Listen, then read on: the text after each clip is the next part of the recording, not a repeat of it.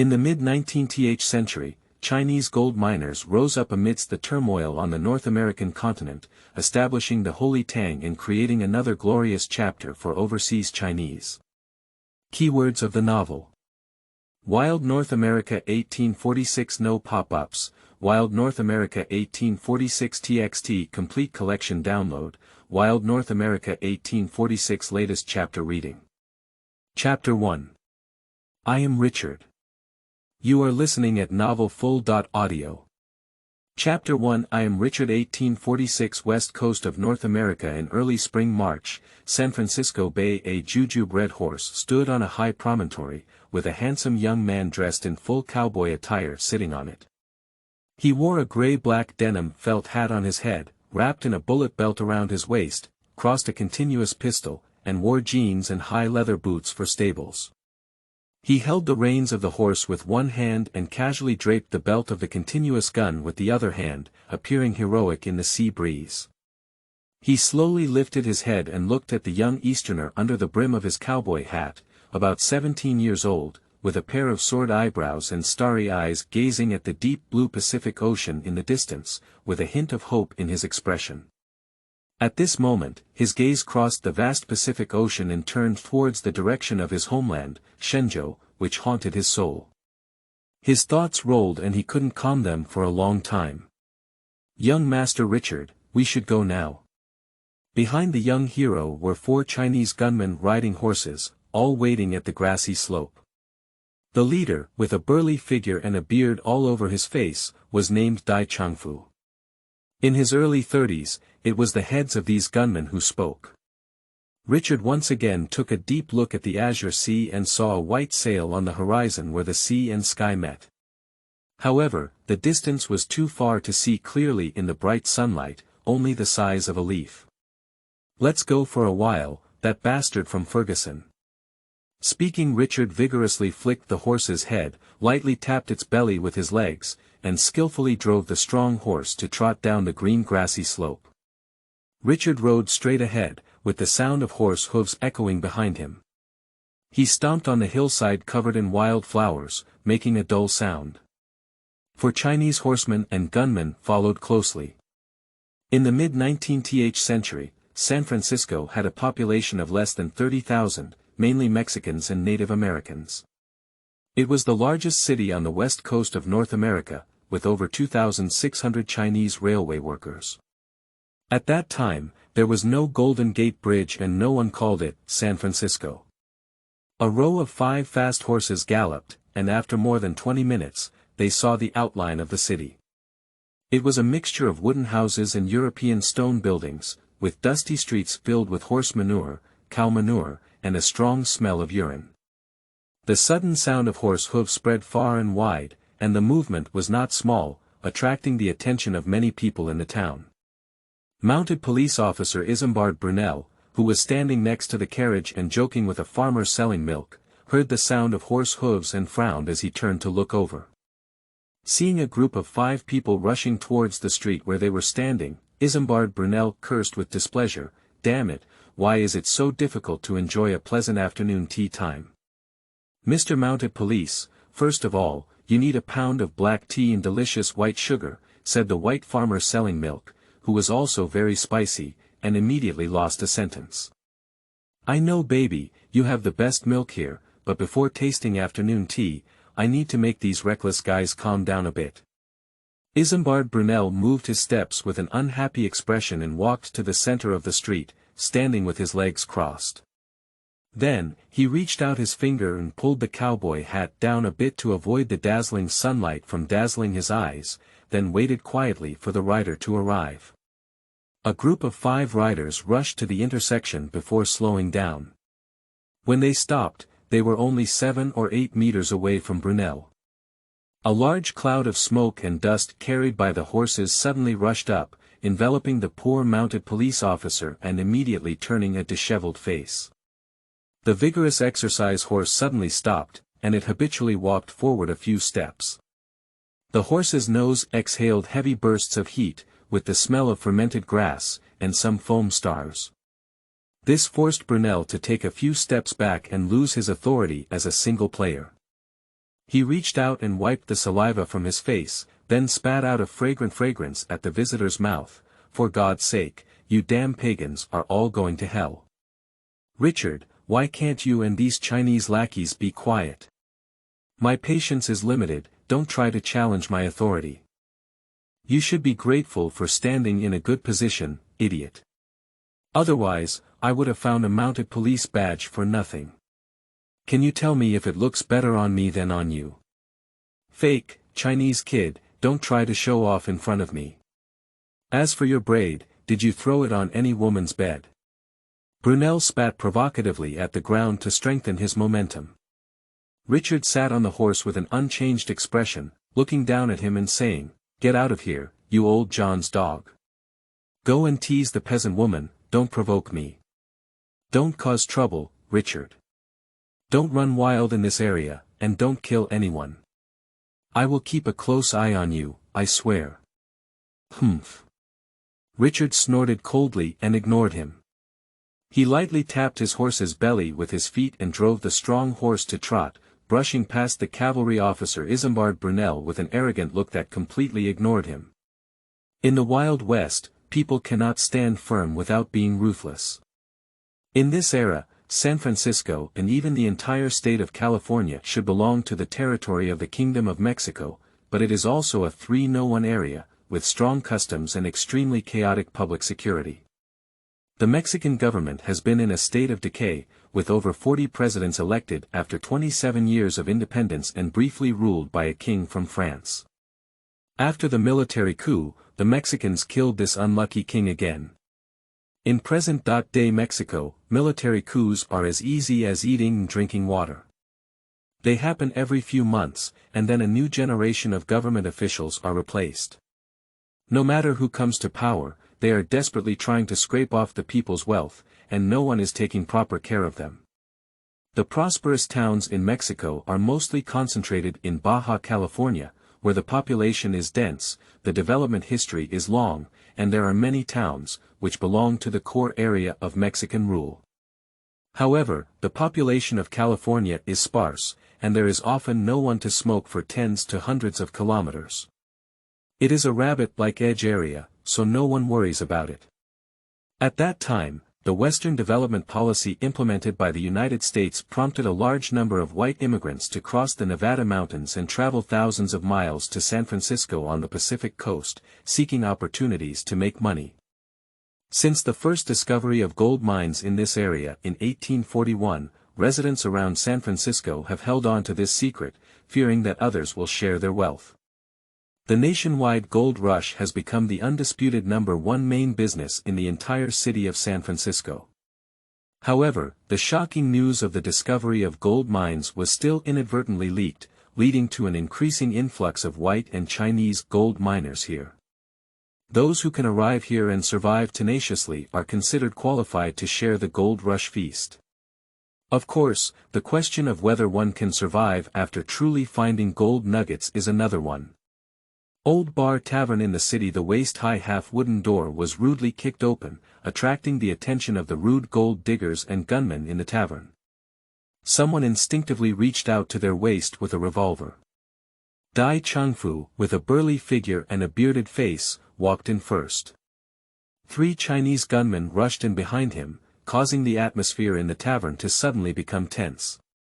Just pause for a moment. The sunlight seeping in at the entrance of the tavern was blocked by a tall figure.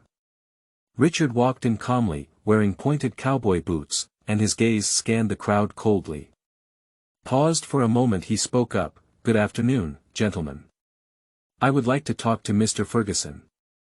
If any kind gentleman is willing to tell me where he is, I would greatly appreciate it. Richard, don't cause trouble in my shop, please." The speaker was Old Bar, a shrewd Jewish man standing behind a thick wooden bar. As he spoke, his eyes involuntarily glanced upwards to the left. Richard looked up and saw 2 fierce-looking white men standing on the second floor, across the railing, vigilantly watching the intruders, their eyes flashing with ferocity. Although they pretended not to care, these 2 white men hung their hands down and placed them next to the revolver at their waist. Once there is anything wrong, you can immediately draw a gun and fight back. Dude, I am Richard, the protector of the San Francisco Chinese gold digger. It is said that my 2 clients are in your hands. If the news I receive is correct, Ferguson is a kind and magnanimous gentleman, and I don't think he will make me too difficult. Richard put on a good speaking posture and shouted to the white man upstairs. Perhaps I heard the commotion outside. At this moment 2 adjacent doors, one on the left and one on the right, suddenly opened on the second floor, and 5 strong white men emerged from inside, all of whom were fierce gunmen with short guns in their waists. Their dirty clothes seemed to have been unwashed for several months. They were wearing cowboy hats, wearing bullet bands around their waists, and their messy beard and hair were intertwined, giving them a ferocious appearance. Among them a tall and thin man with a pockmarked face walked down the stairs first. His face was pale, and his hooked nose made his entire face appear dark and cruel. A cold smile appeared on his face, saying, "Wow. Wow. Wow, I seem to have offended some really important person." In my impression, the yellow-skinned monkey with a braid has always been gentle and hard-working, but I haven't heard of anyone skilled in playing with guns. I, Fuges, work at the East End mine. He relied on the large number of people to overwhelm Richard, speaking calmly and walking down the wooden stairs step by step, which suddenly made the atmosphere in the tavern tense. One word disagrees and the gun is drawn, which is a reserved project of the Western Small Tavern. Ferguson's hard cowboy boots stepped on the wooden board, making a chilling, squeak sound as if hitting his heart. At this moment, there were several white gunmen inside the tavern, their eyes wandering back and forth between the 2 sides, appearing ill-intentioned. In the Wild West, cowboys are accustomed to talking with guns. "Mr. Ferguson, someone asked me to give you a message." At this point, Richard's face suddenly darkened, his right hand lightning struck, and he finished the second half of his sentence, "Go to hell." Pop pop pop pop pop pop pop.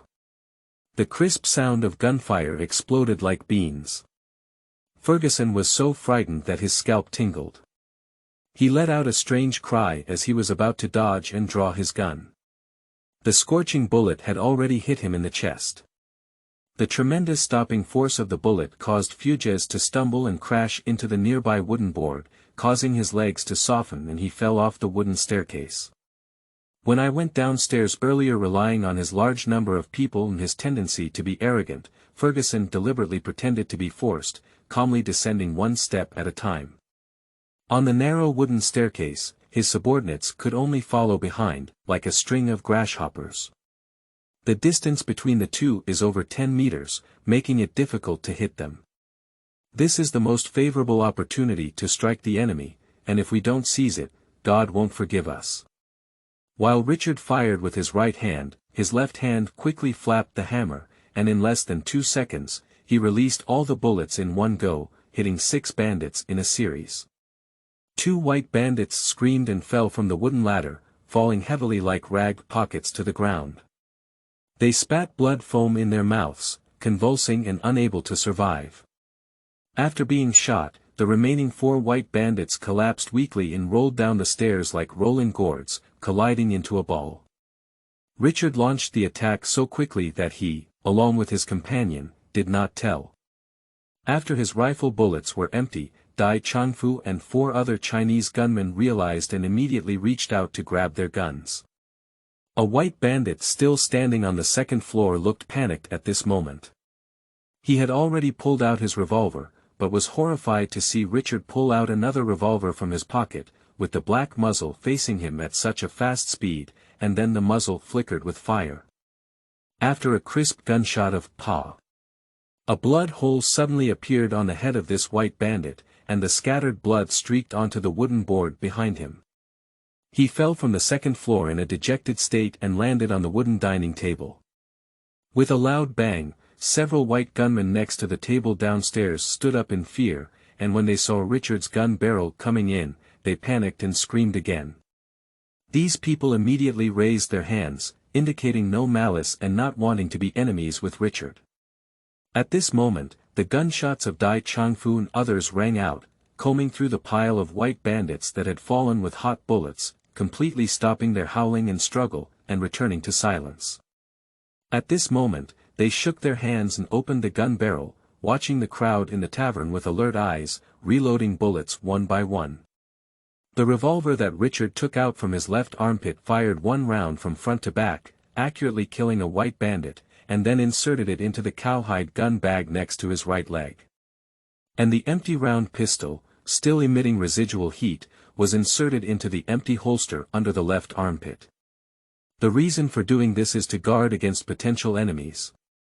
To keep bullets in the gun at all times, rather than wasting them on dying people, having Dai Changfu and his team replenish the gun is enough.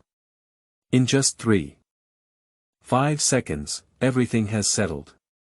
A large pool of blackened blood soaked the ground, forming a basin-sized pool of blood in the depression, emitting a pungent bloody smell. It was only then that many guests in the tavern returned to their senses and made low moans. "Oh, sell it. Oh my God." They looked at Richard and others again, filled with fear. Although this may seem cruel, it has to be said that after fully demonstrating our strength, the effect is excellent. Please provide more support for the new book of seedlings, and strive for monthly and recommended tickets. Your ticket is the most valuable support. The new book has been signed, so please rest assured to enter the pit, move your little finger to collect it, and wait until it is fattened before slaughtering. Thank you. End of this chapter. Chapter 2. Who doesn't have a system yet? You are listening at novelfull.audio. Chapter 2. Who doesn't have a system yet? Sorry to bother you, I'm afraid you didn't hear what I said earlier. I would like to reiterate that I am Richard, the protector of the San Francisco Chinese gold miners, and the Chinese gold miners I protect. Everyone can take out a copper plate like this, and I don't want them to be harmed. Speaking of which, a copper plate flew out of Richard's left hand, creating a beautiful arc. It fell with a pop on the wooden floor in the middle of the tavern, bouncing and flipping a few somersaults before lying quietly on the floor. The copper plate is clearly engraved with the words Qianlong Tongbao, with an outer circle and an inner square. Due to prolonged friction in the pocket, the surface appears shiny and oily, with a thick texture, making it truly a good copper coin. Now that I have finished speaking, who agrees? Who opposes? This tall and muscular young man seemed to have killed only 7 chickens just now.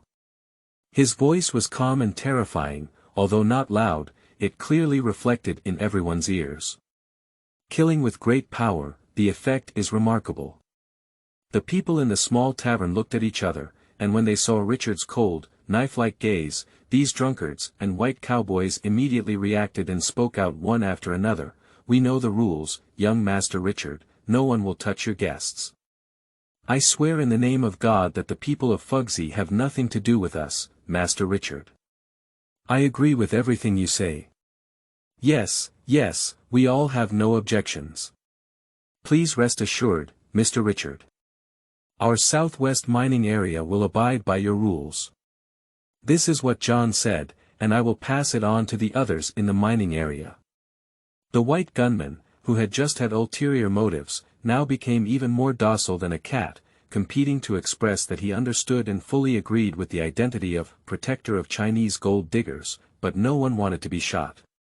Richard demonstrated astonishing strength, wielding lightning and firing his gun without any false fire, which was very persuasive and more effective than a priest preaching for a whole year. Since the guys are so up to the point, I'll invite everyone present to have a drink and apologize for any inconvenience caused earlier. I guarantee it's sincere. Richard walked up to the wooden wine cabinet, took out a roll of money in his hand, drew 3 $5 vouchers issued by Kentucky Insurance Company from it, and threw them on the greasy countertop of the wine cabinet. Old Bar, with his agile movements that did not match his obese body, shook the money with his hand and it disappeared. Then, a greasy smile appeared on his face, and there were green broccoli residues between his yellowed teeth. "I am willing to serve you, respected young Master Richard. I have top-notch whiskey here, enough to give each of these dirty fools a glass. Since that's the case, that's great. Let's drink to the beautiful Jinsha and wish you prosperity." Richard raised his glass and shouted loudly. "Wishing you wealth, I like this word. Wow, get rich. Cheers to getting rich." A dozen or so rude men in the tavern cheered loudly, their excited expressions emanating from their hearts, as if they had already made a fortune. They raised their oak glasses and swallowed the strong liquor in one gulp. Then he wiped the liquid dripping down his lips with his hand and shouted excitedly, making the atmosphere in the tavern lively and noisy in an instant. The wooden ladder on the second floor rang, and Dai Changfu and 4 others helped 2 Qing dynasty people with skin and flesh all over their bodies and long braids walk down, which seemed somewhat out of sync with the harmonious and lively atmosphere. "Young master, one of them has already died, and the remaining guy's leg has been broken, seeming to have been badly damaged. There's not a good piece of meat on his body," reported the gunman. "Ferguson and his team should have horses. Put them all back together and send them to the 2 Knives for treatment first. Whether they can survive depends on their luck. We'll talk about everything else when we go back." "Got it." The subordinates quickly took action and led all the horses ridden by Ferguson and others to the entrance of the tavern. They disarmed the bodies of the 7 bandits, searched for their wealth, and then threw all their bodies outside the tavern. The deceased Chinese gold digger was left on horseback, while the injured one rode with a gunman. Whether they could hold on to the ground or not depends on the heavens. These 2 unlucky ones were lucky enough to have found a large piece of dog-head gold, and unlucky enough to have been targeted by the Ferguson gang, resulting in one losing his life and the other being severely injured. This situation is very common in San Francisco, and it is not a strange thing at all. Don't look at me, young Master Richard. I'm just a responsible businessman, devout in serving God, and going to church every week to pray on time. I can't manage Ferguson's affairs, that's all. Old Barr spread his hands innocently, but his eyes flickered with cunning. This tragedy happened at the Old Bar Tavern, but he pretended to be as chaste as a saint and was also righteous. I'm not blaming you, Bale, but I hope there's something similar, at least let me know where you can find me. Young Master Richard, this puts me in a difficult position. $10 per message tip, if we can get more benefits, we can't miss your portion. Deal. Richard withdrew his gaze and knew that this old bastard simply didn't want to cause any trouble. The death of 2 Chinese people was just a small matter for him. He's not a white person, who would want to offend a gangster like Ferguson for this. Nowadays, everything is just empty talk, only money is the most convincing. Listen to my advice, if you don't want to cause trouble, hurry up and take your people with you. Old John's bad guy will come smelling fishy. He's not easy to deal with, and there's a big shot from the West End standing behind him. And there's a bounty for Ferguson on the grassland, which should be $350. Remember not to forget my share. I can't forget Old Barr. I will personally deliver it to you. I heard that your daughter Catherine is very beautiful. Is this true? Get out of here, I've changed my mind. Stay away from my house, you bastard. Pay attention to your attitude, there's still time to regret it now. You've lost at least $50. Oh my God, this is really heartbreaking. I can't help but want to kill you. Please leave here quickly. See you then. With a casual joke, Richard turned around cleanly and left. Just as he untied the reins on the galloping post, the distant street heard the rapid sound of hooves, with at least 10 fast horses rushing towards him. Let's go, guys, take Ferguson's body as well, it can earn a lot of money. Richard flipped over and got on his horse, whistled loudly, driving the horses towards the outside of the city. Meanwhile he drew out his revolver and fired several shots into the air behind him. The clear sound of gunfire echoed through the street, and the pursuers immediately slowed down. These few shots are already severe warnings. If you don't recognize them anymore, the bullets will greet you. In the Wild West, it's difficult to survive until the time to have children, no matter who is holding a gun, bullets can still kill people. After leaving the city seeing that the security officer behind him did not catch up, Richard and his team slowed down, and it was only then that he had the intention to investigate the gains he had just made. In his mind, a clear projection interface appeared, and when summoned, it could only be observed by the host with divine consciousness, and outsiders could not know. This is the system cheat for Richard's rebirth, with only images but no sound, let alone a beginner's gift package, which is not user-friendly at all, and the interface is simply outrageous. Who doesn't have a system to travel through rebirth these years? The reputation system has been bound. Host, carbohydrate living organism, male, 17 years and 1 month old.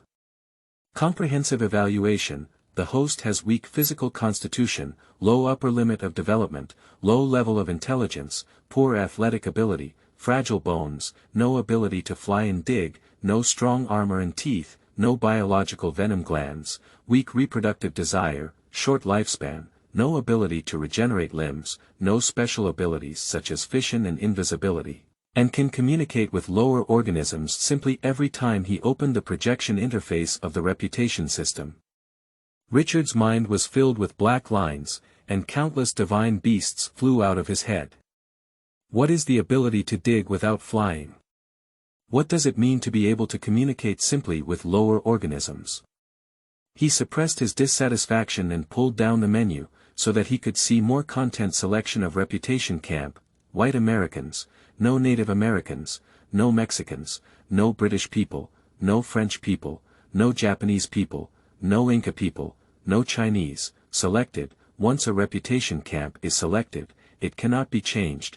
Reputation faction mission, that 10 people know, task, completed. Reward 1 for stamina, 1 for strength, and 1 for agility. The task of knowing 100 people, completed reward intelligence by 1, blood by 1, and reproductive ability by 1. The 1,000 people know, task, 766 people/1000 people, task in progress that everyone knows, task has not been unlocked yet, please stay tuned. Current map San Francisco. The subsequent exploration map has not been unlocked yet, please stay tuned. Current faction has 4 people/10 people evaluation. It has been 2 months since rebirth that I have accumulated so many people. Even monkeys with higher intelligence are doing better than you. Work hard, young male carbohydrate life forms. Don't be ashamed of the reputation system. In the next life, you can only be a soft wriggling creature. Whenever he saw this, Richard gritted his teeth in hatred.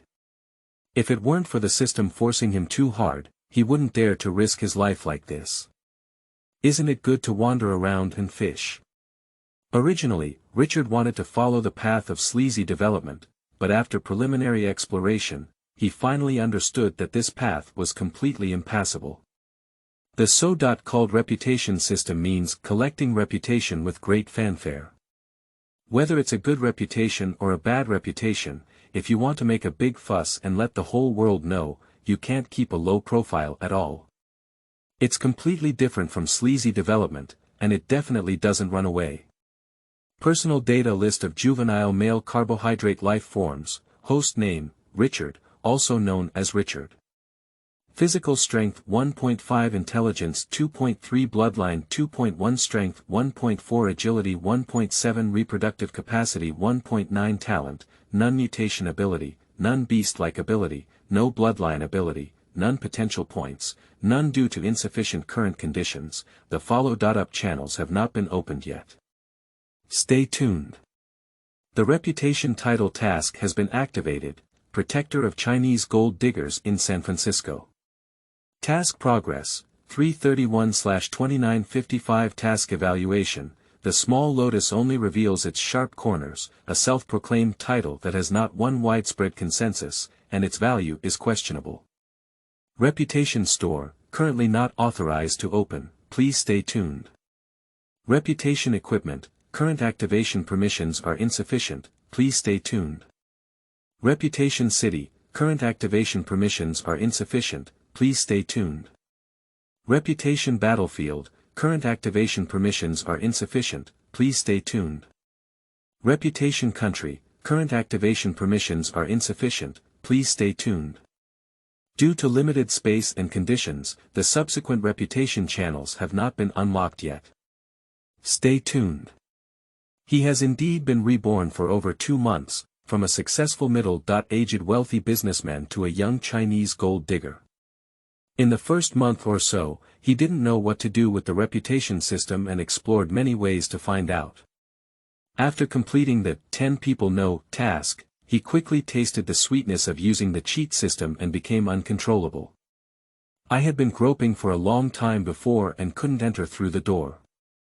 Once, when Richard openly stood up to resist the bullying of white gold miners and helped Chinese gold miners uphold justice, he quickly completed the 10 people know task.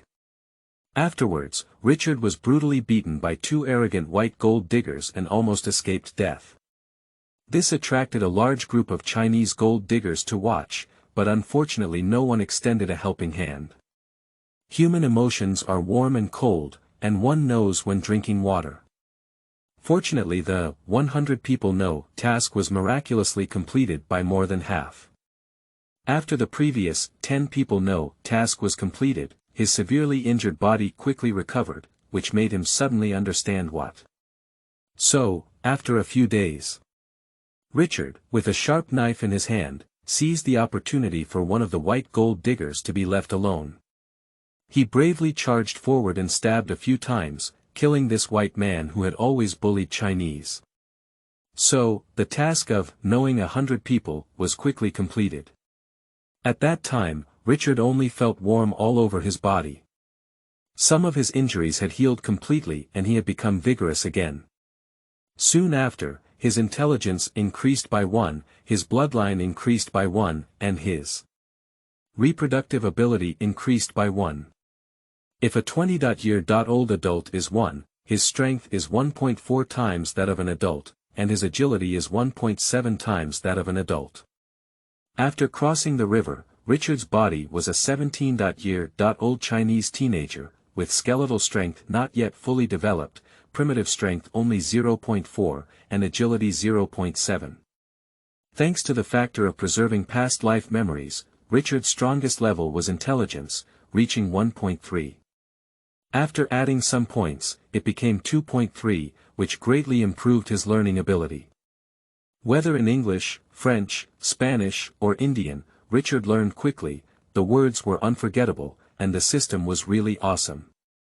The enhancement of his strength greatly stimulated Richard's ambition. Under the constant pressure of the reputation system, he gritted his teeth and stomped his feet, so he opened up and embarked on a dangerous path.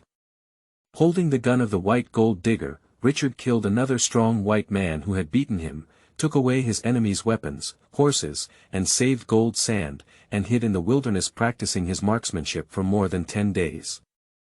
When he returned to the mountains, he began to use his reputation as a murderer to recruit gunmen among Chinese gold diggers, followed him, and self-proclaimed himself as Richard, the protector of Chinese gold diggers. To be honest, this self-proclaimed title, Richard awkwardly scratched his toes, it was too low. But there's no way he can do it, he's willing to go all out for the reputation system.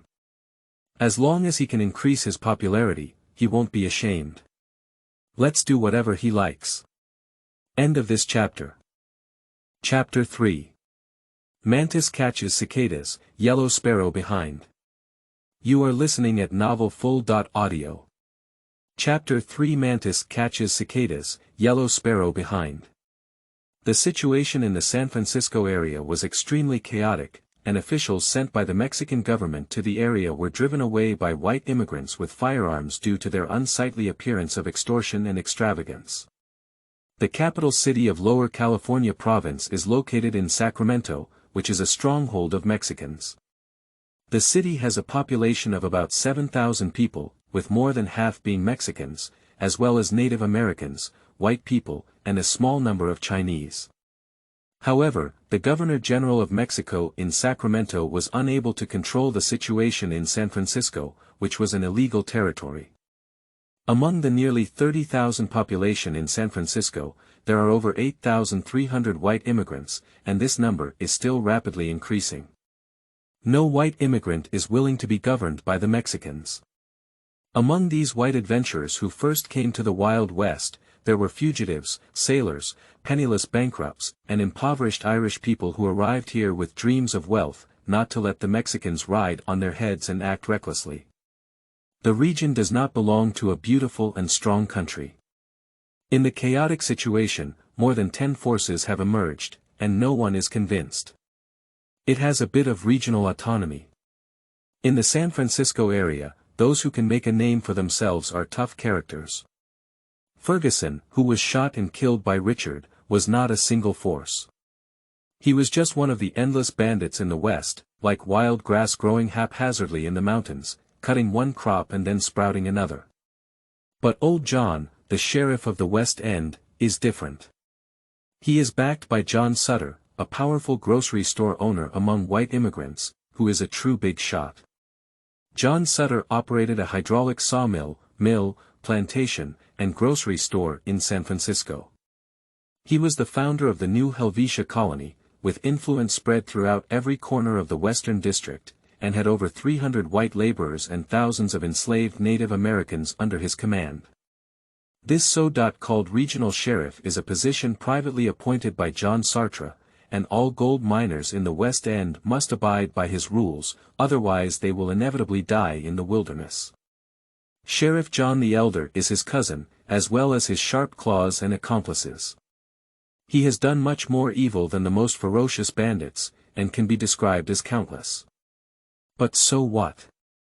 In this wild western region, swords and guns are the law, strength is the law, fists are the law, money can do whatever it wants, white people are superior, followed by Mexicans and Chinese, and Native Americans are at the bottom of society. Richard was flipping through the system interface and saw that the completion rate of the Reputation Camp 1,000 People Know task was rapidly increasing. He couldn't help but exclaim in surprise. The 1,000 People Know task, 766 people/1000. The 766 people in front began to jump rapidly upwards, quickly surpassing 800. 850, 900. All the way up. Richard knew that this was the huge impact he had on the killing of Ferguson and his 7 companions at the Old Bar Tavern, and his reputation was rapidly spreading, making his name even more prominent. This is so far the biggest deal Richard made. Caused a sensation in the city of San Francisco, which had less than 30,000 people, and the title of Protector of Chinese Gold Rushers also spread.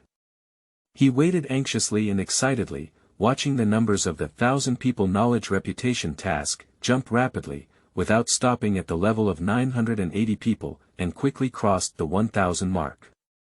The 3 words, 1,000 People Know, on the system panel flash, displaying the words, 1,000/1000, task completed. Comprehensive Evaluation, B. You punished the villain through a decisive action, with a slightly crude approach, and your reputation was able to spread.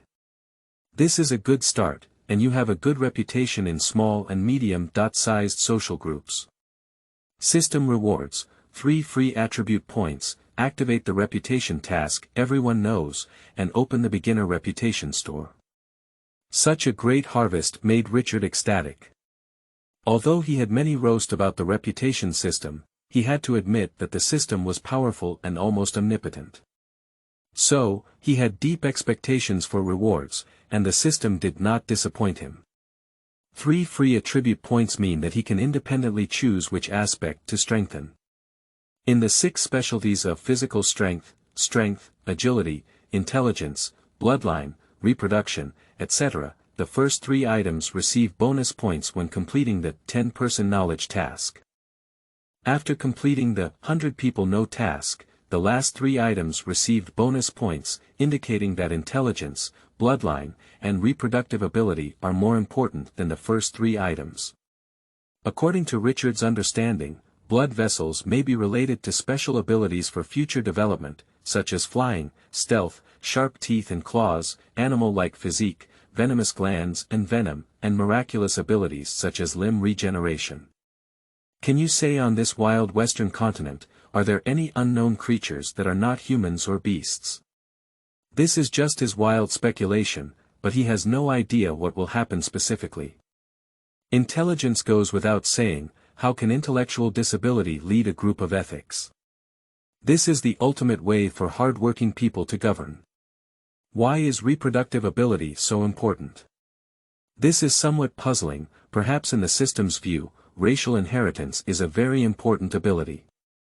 After careful consideration, Richard added a bit of agility and immediately lost one of his free attribute points, while his limbs and bones felt a warm sensation, and the change quietly occurred at the genetic level.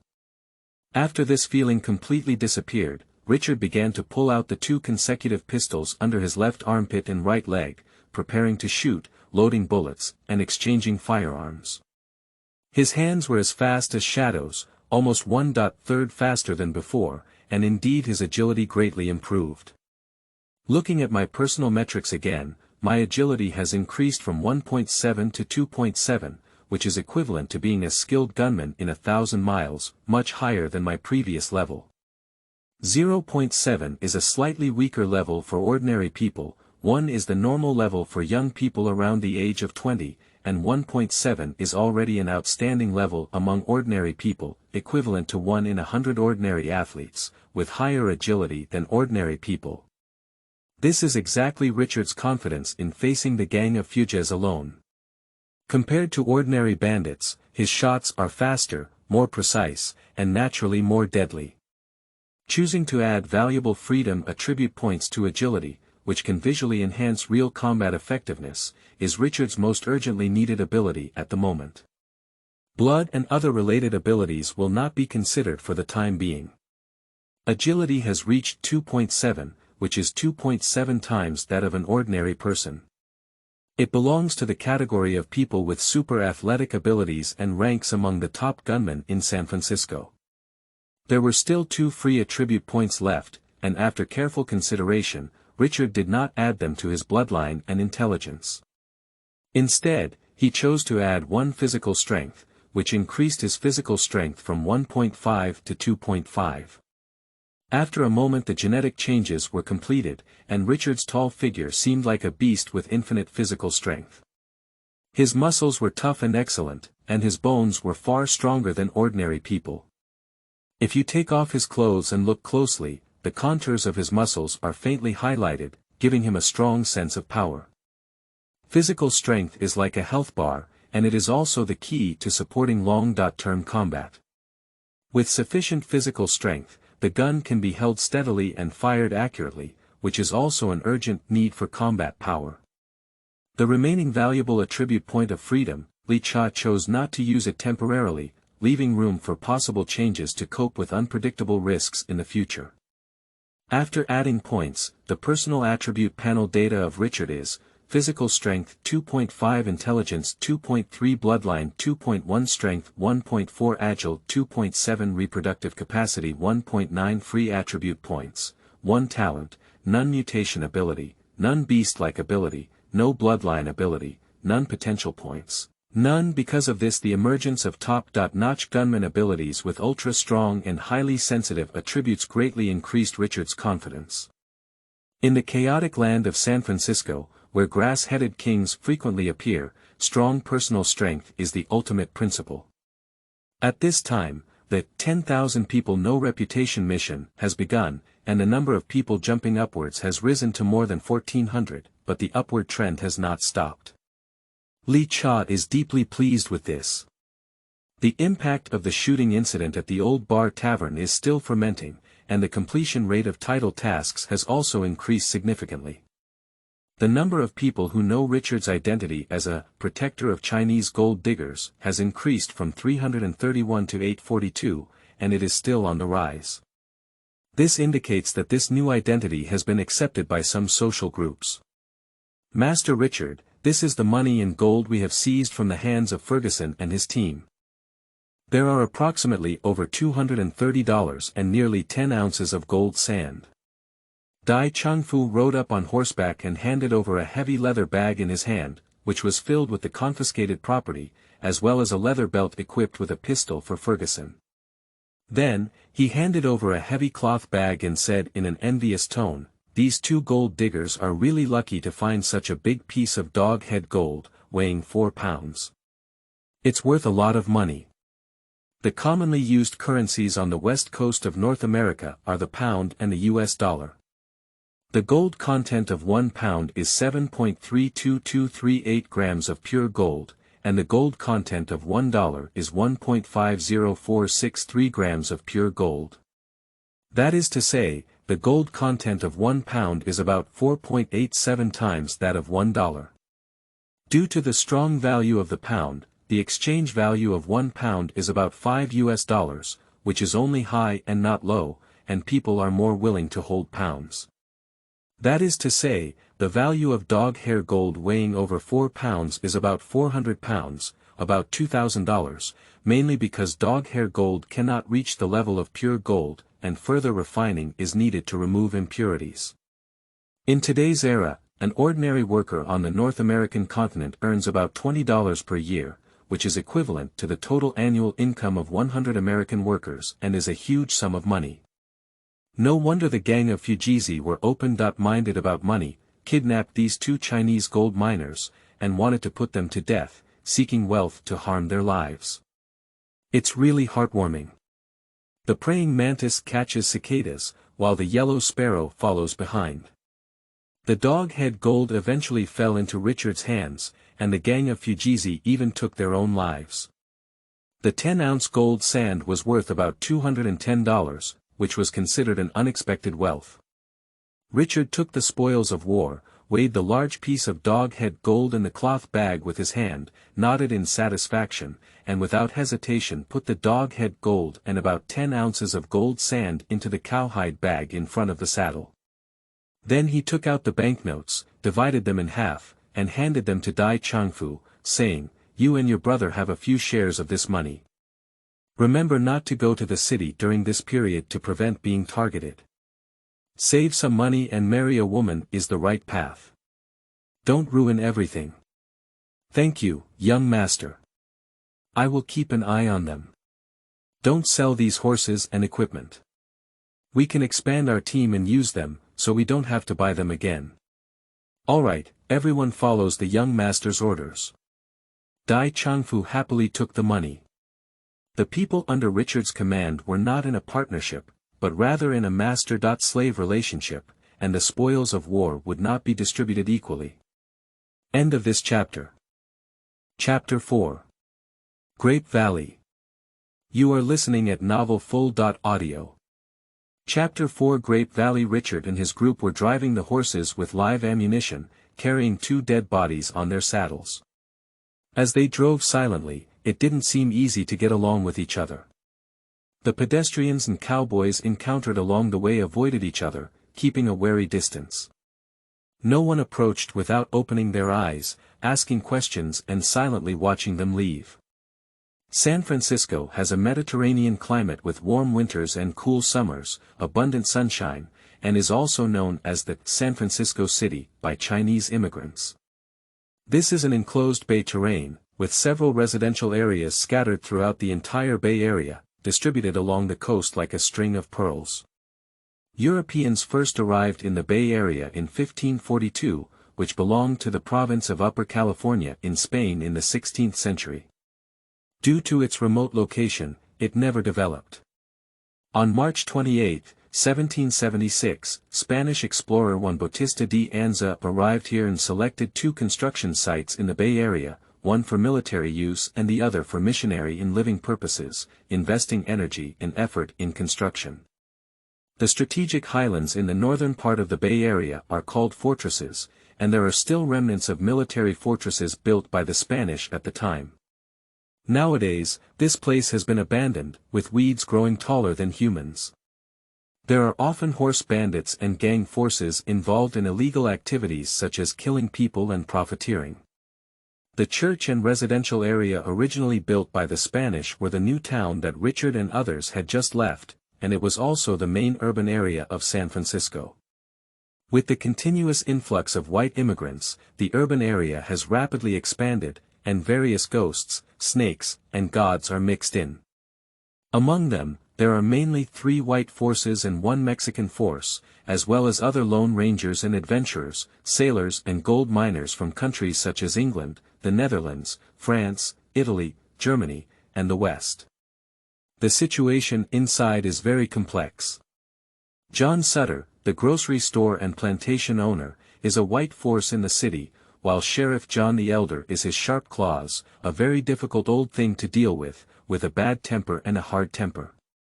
Richard's blatant killing on Old John's territory was like a blatant slap in the face, which undoubtedly touched Old John's sensitive nerves. The more than 10 gunmen who followed suit should have been his people. Although they were scared away by the gunfire, this matter is not over. Since Richard has embarked on this dangerous path of fame, he is not afraid of offending others. In fact, he has no escape.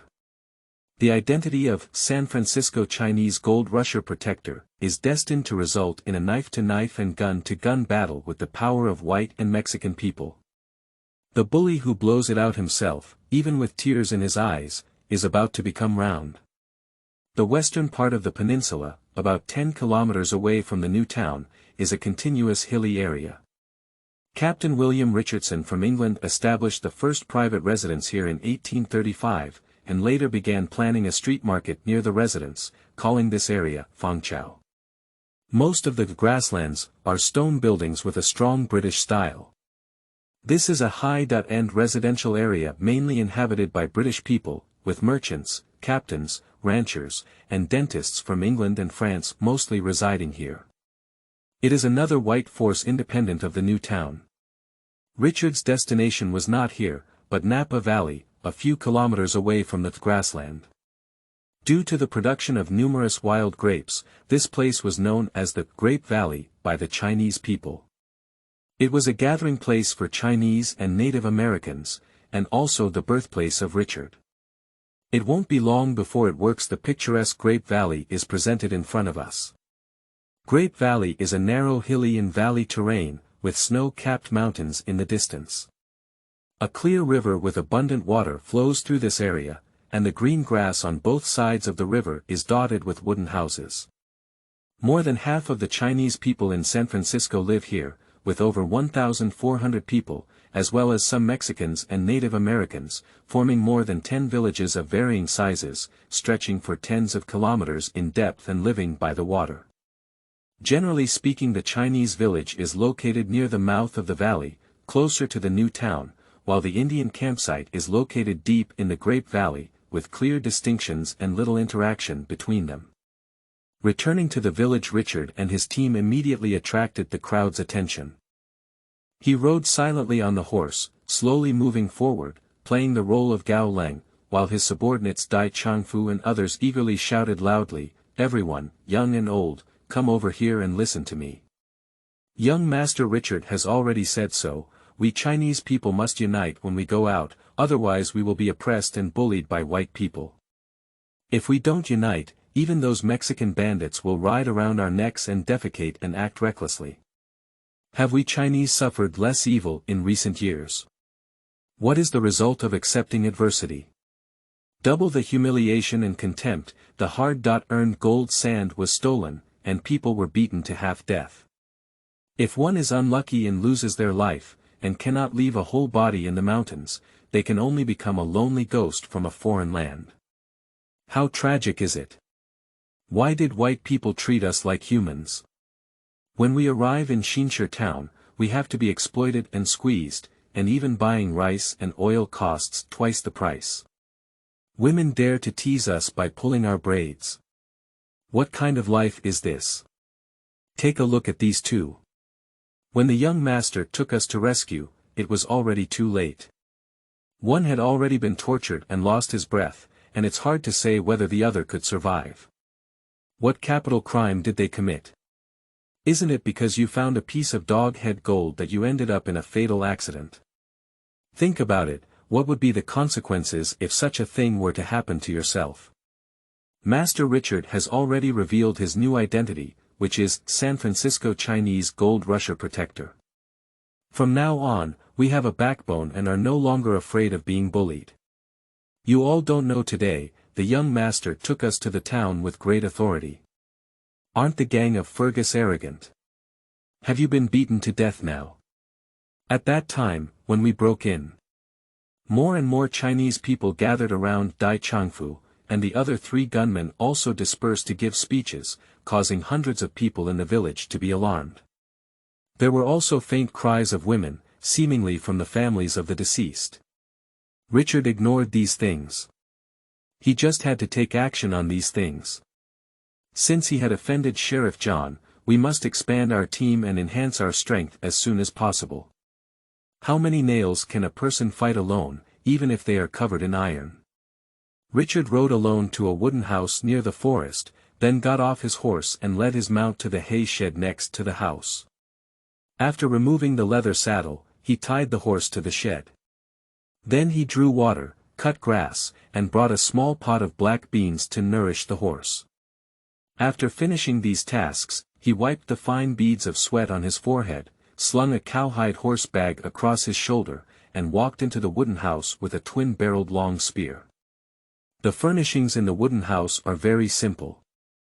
In the main room, there is a fire pit where rice and water are cooked.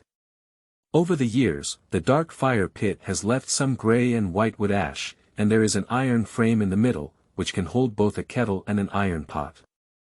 Richard walked to the water tank and scooped up a bucket of cold water to drink.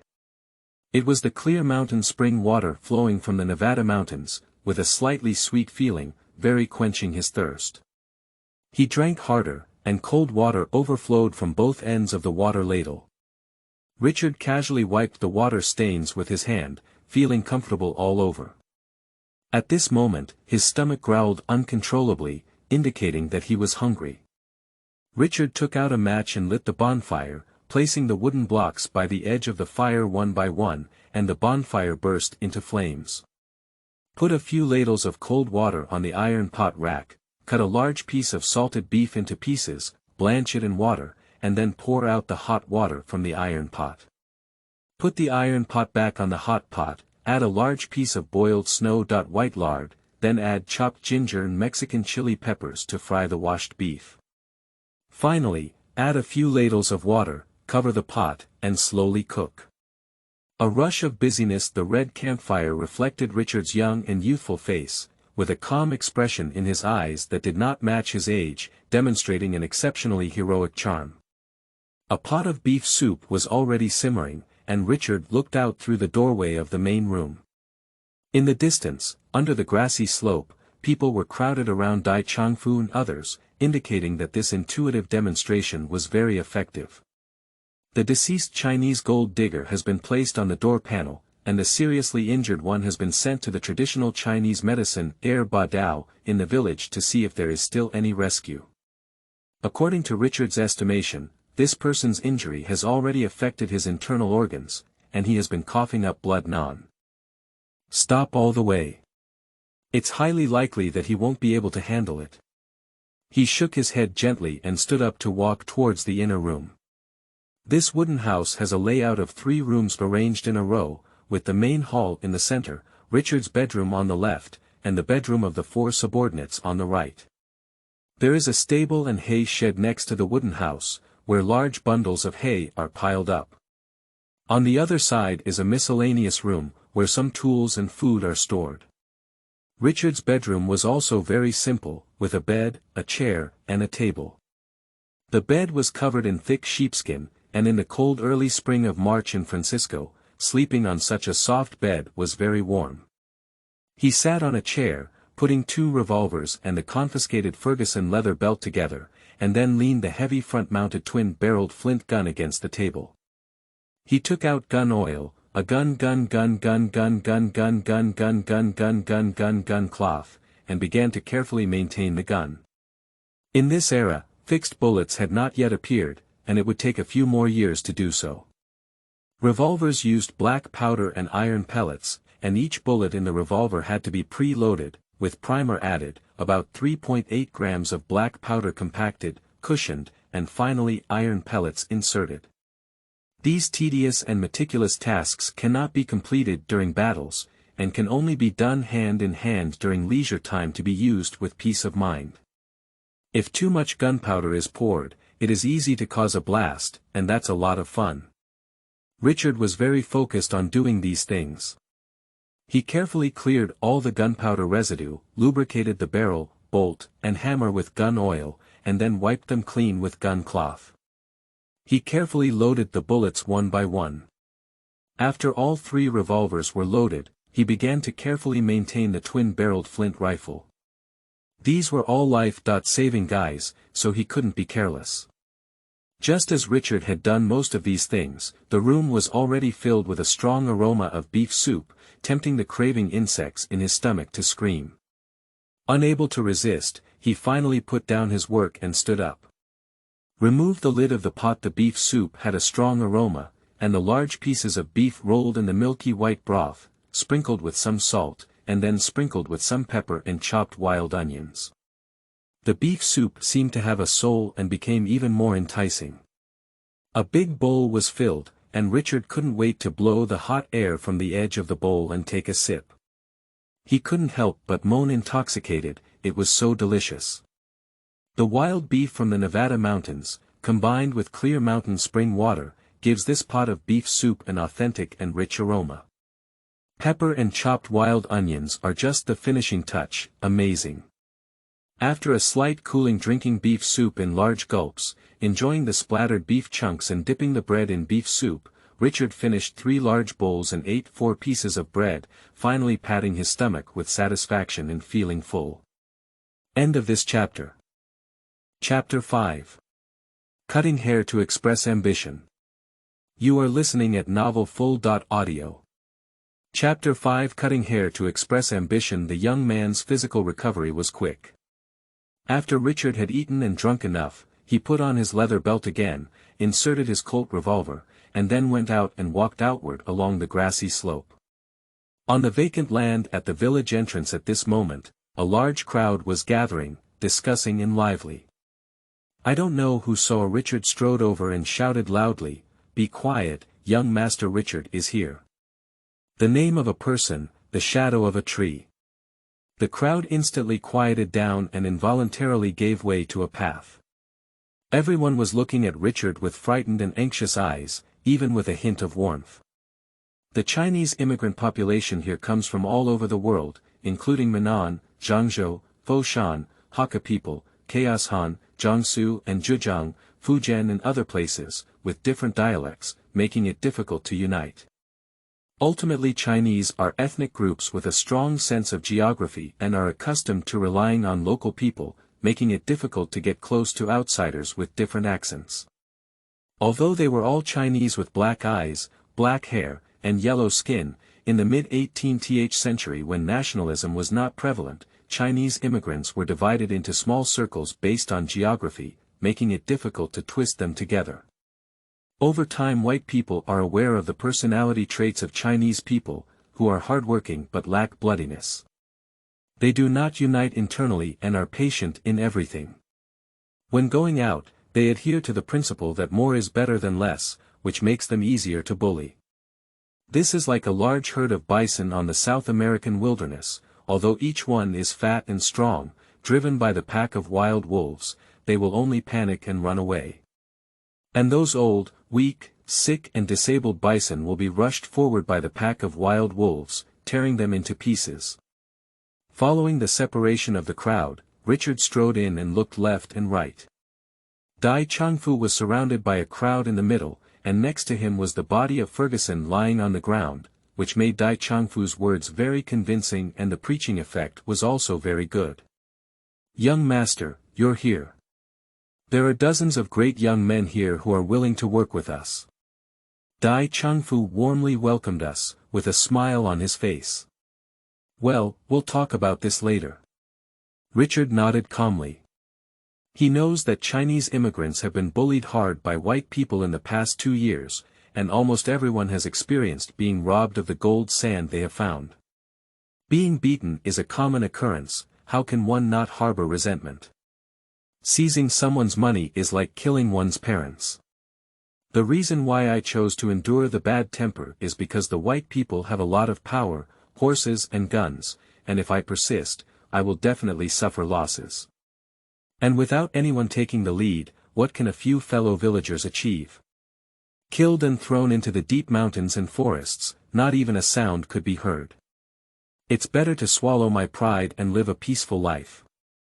Now Richard's rapid rise, especially in the old bar tavern where he killed 7 members of the Ferguson gang, demonstrated a terrifying marksmanship that showed hope to the passionate Chinese young man, and naturally many people were willing to follow. If there is strength in this wild western region, there is persuasiveness. Richard lowered his head to look at the blood-stained body of Ferguson, then raised his head and looked around the crowd with sharp eyes. Under his sharp gaze, many people lowered their heads with a guilty conscience. I am Richard, the patron of the San Francisco Chinese gold diggers. I will organize an armed caravan belonging to the Chinese to protect every Chinese gold digger. From now on, whether it's white people, Mexicans, or Native Americans, don't try to bully us, and don't try to extract a big son from us. This is what I said in front of the old and young men today, spitting and nailing each mouthful. As for whether it can be achieved, please witness together with the old and young men present. Who dares to snatch your gold sand? My Richard's armed cavalry is responsible for retrieving it and returning it as it is. Who dares to beat our people? My Richard's armed cavalry will double their revenge and let him know that we Chinese are not easy to deal with, and firearms also cost lives. We are all Chinese people with yellow skin, black hair, and black eyes, sharing the same bloodline. We are descendants of the Eastern Dragon and a civilized race of the Heavenly Kingdom. We must strive for self-improvement, self-reliance, confidence, and unite to form a strong bond. From now on I am the leader of all Chinese people, and I will lead you to create a new situation in this fertile North American land, building a prosperous and stable beautiful home. He. I've really gained a lot of knowledge. Who's that naughty kid who jumped out of the crevice of a stone? He wants to be our leader. Are you a horse peeing too much? Suddenly, a strange and sinister voice rang out, and Richard's sharp gaze turned to him. At this moment, the crowd gathered and retreated, revealing the strong man speaking.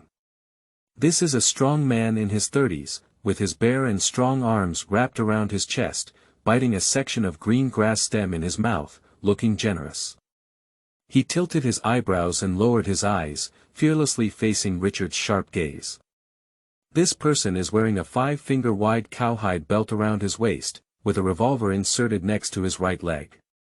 There are also 2 helpers beside him, who are equally strong and strong. They have a revolver and a sharp blade inserted around their waist, and they look at him with provocative eyes, looking like a martial artist. Wow, not good, it's from the Agreement Hall. Which protocol hall? Are you referring to those gangs that commit evil deeds and sell pig flowers? Be quiet, I know Lin Ada.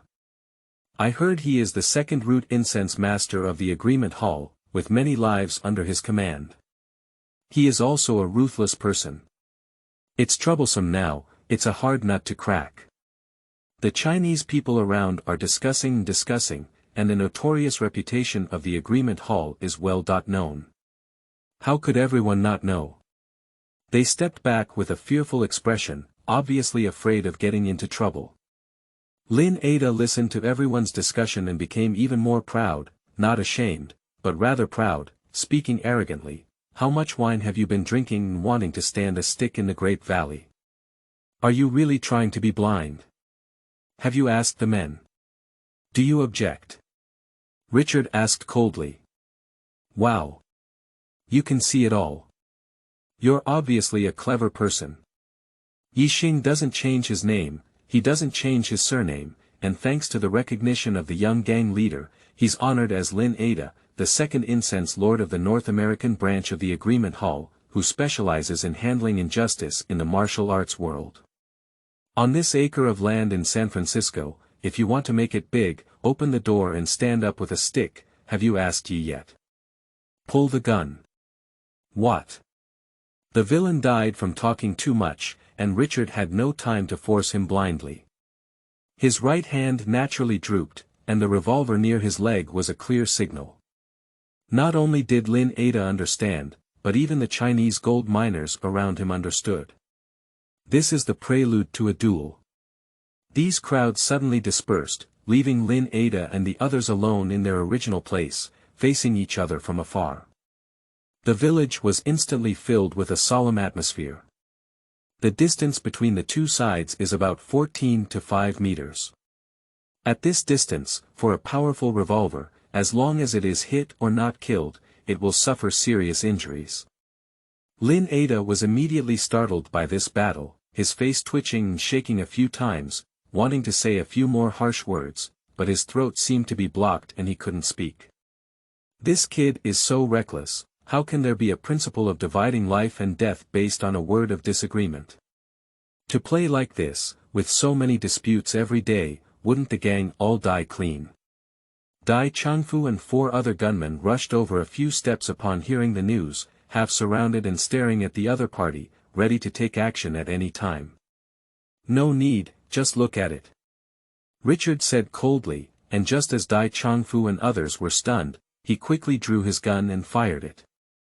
Pop pop pop pop, 3 shots in a row. After the thick black gunpowder and smoke drifted away, Lin Ada and his 3 companions standing opposite had just placed their hands on the holster and had not had time to pull out their guns. Their bodies trembled almost immediately, blood splattered, and their incredulous eyes dimmed as they collapsed to the ground. These 3 shots all hit the vital points in the chest, and a large stream of blood gushed out, making the bloody smell in the air strong and nauseating. The total time before and after seems to be less than a second, it's too fast. So, who else opposes it now? Richard's bone marrow-like voice rang out, which frightened the Chinese people around him and made their backs furry. They expressed in panic, "Master Richard, we all support you as the leader. We will do whatever you say and never stumble at all. No objections, none of us have any objections. Yeah, from now on, you will be our leader. It's better to follow you than to be bullied by ghosts, or bullied by those scumbags from the agreement hall. Let's just let it go. Our fellow villagers in Chaos Han have long had enough of the evil spirit of ghosts, and we will follow you without saying anything." Under the pressure of intangible momentum, everyone made chaotic statements, almost expressing agreement with 100 words, and not a single one dared to oppose. Richard slightly jawed his head, feeling satisfied with the effect of the opponent's shot, and casually inserted the hot barrel of the revolver into the holster. Gunner duel. The competition is for the 0.1 second advantage, where the enemy fires first and hits first, which is the difference between life and death.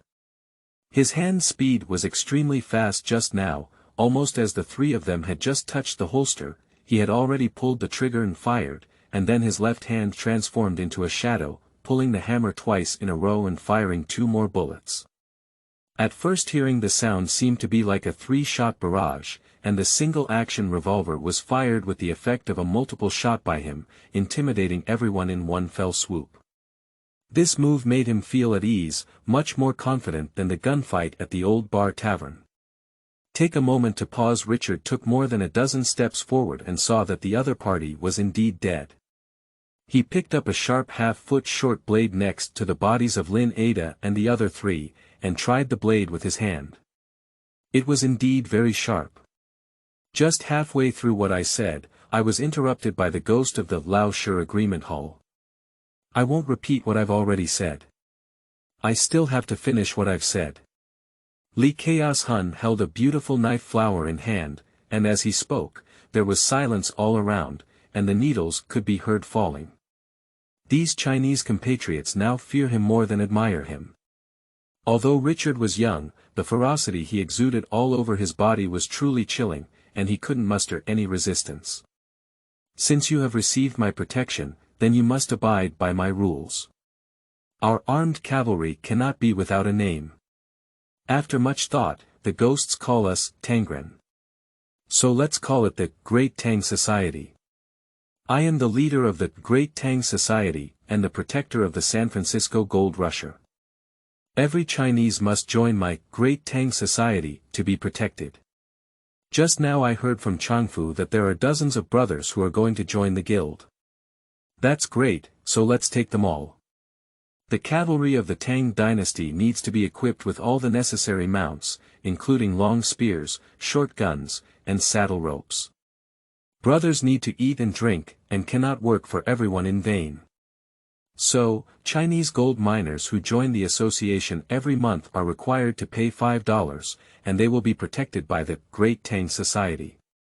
But when it comes to cash mines and dog-head gold, the Great Tang Society needs to have a certain proportion of commission, because once there is war with white or Mexican people, injured or killed brothers must have compensation silver, and that amount of money is not enough. In addition, the Datong Club will also provide property storage services. Although the gold sand collected is stored in the club, do not worry about any losses. A dedicated person will issue a certificate during the club, which can be accessed at any time, speaking of which Richard paused for a moment, letting everyone digest the rules he had just said. Seeing that there was no objection from everyone present, he prepared to strike while the iron was hot and do the following things together. Since I joined my Great Tang Society, I must have distinctive features that distinguish me from other Chinese people. Today, I, Richard, took the lead and shaved my hair to show my aspirations. Those who dare to offend our Great Tang Society will be executed even if they travel thousands of miles. After one's words, Richard reached out and took off the gray denim hat from his head. With a flash of shining knife light, he cut off the braid at the back of his head, and his black hair spread out, adding an extra touch of wildness. End of this chapter. Chapter 6. Troubles. You are listening at novelfull.audio. Chapter 6. Troubles. Richard's move caused an involuntary uproar among the crowd present, with some subconsciously touching their long braids, revealing a hesitant expression. Iron needs to be made while it's hot, as it's not easy to handle when it's cold. Richard signaled with stern eyes for 4 subordinates to come over. They had been following Richard for a long time, and instinctively walked over. They were about to say something. Inexplicably, Richard grabbed his braid directly behind his head, and it was a knife. A cold light flashed through, and the thick braid was cut off. This sudden action scared these people too much to move around. The short blade was so sharp that they were afraid that a single blow would cut off their neck, which would be a huge loss. After solving the long braids of these 4 subordinates, Richard ordered, "No one is allowed to leave here. Cut off all my braids. This is the symbol of joining my Great Tang Society. You go handle it and cut off all my braids." "Ah. I got it, young master." Under Richard's gaze, his 4 subordinates were helpless.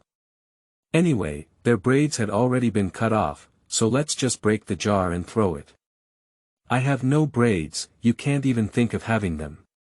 In this strange mentality, Dai Changfu and others drew short knives, grabbed the people around them, and began cutting their braids.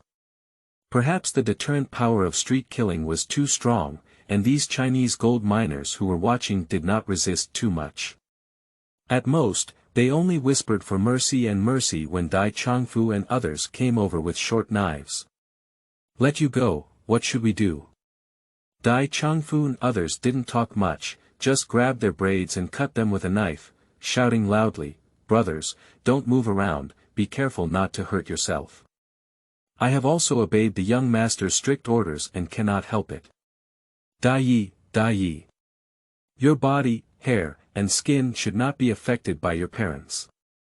I haven't finished speaking yet. With a flash of knife light, the braid was tied to the back of the head and broke, causing a chill behind the head. The person's head shrank in fear and could no longer speak.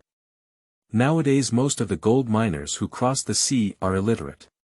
What you tell them about the history of Tang, Song, Yuan, Ming, and Qing dynasties is just empty talk. What you say about the rule of the Qing invaders and how the sons and daughters of China can be ruled by them. Men should strive for self-improvement, and so on. It's just like playing the piano to a cow. If it weren't for Lin Ada, these 3 dead ghosts, bringing him to the door and making Richard stand up on the spot, wanting to cut off the braids of these Chinese people, I really don't know how much effort it would take. Even if you talk nonsense, it probably won't work. After the initial shock, the onlookers began to resist and firmly refused to cut their braids. Richard was holding a knife in his hand, and with just a cold glance he threw it. Okay, everything's okay now. The whole village had over 430 people, and in just a moment, everyone's braids behind their heads were roughly cut off. Some held their braids and cried loudly, while others wanted to cry without tears. "All right, don't be so mournful anymore." Richard let out a loud roar, and the cries of the men around him suddenly decreased by half. He pointed his shiny short blade towards the sky and shouted loudly, "The Emperor is above, and I, Richard, swear to Tianming that the Chinese who cut off their braids are all brothers of the Great Tang Society, and will not let you be bullied by ghosts. As long as the gold is found, the safety will be borne by the Tang Society. Building a house, marrying a wife, and buying land will all be protected by the Tang Society. Now, everyone is walking with me with knives and guns, bringing these few corpses along. Let's go to Erdaling and Sandaling villages to develop more Chinese membership. Chinese people who join the association don't have braids, so everyone is the same and equal. Do you think it's okay?" "Okay," everyone answered in unison. Many people had tears and runny noses all over their faces. After hearing that they were going to another village to cut their braids, they suddenly became excited and shouted loudly. "Since I don't have a braid, why do you need a braid? Don't laugh at me, then no one else will." Young Master Richard's words make sense. What is it called? Equality. Hundreds of people became emotionally agitated, carrying knives, guns, and dragging the dead in carriages. This mainly served as a deterrent, and they couldn't kill anyone in one place.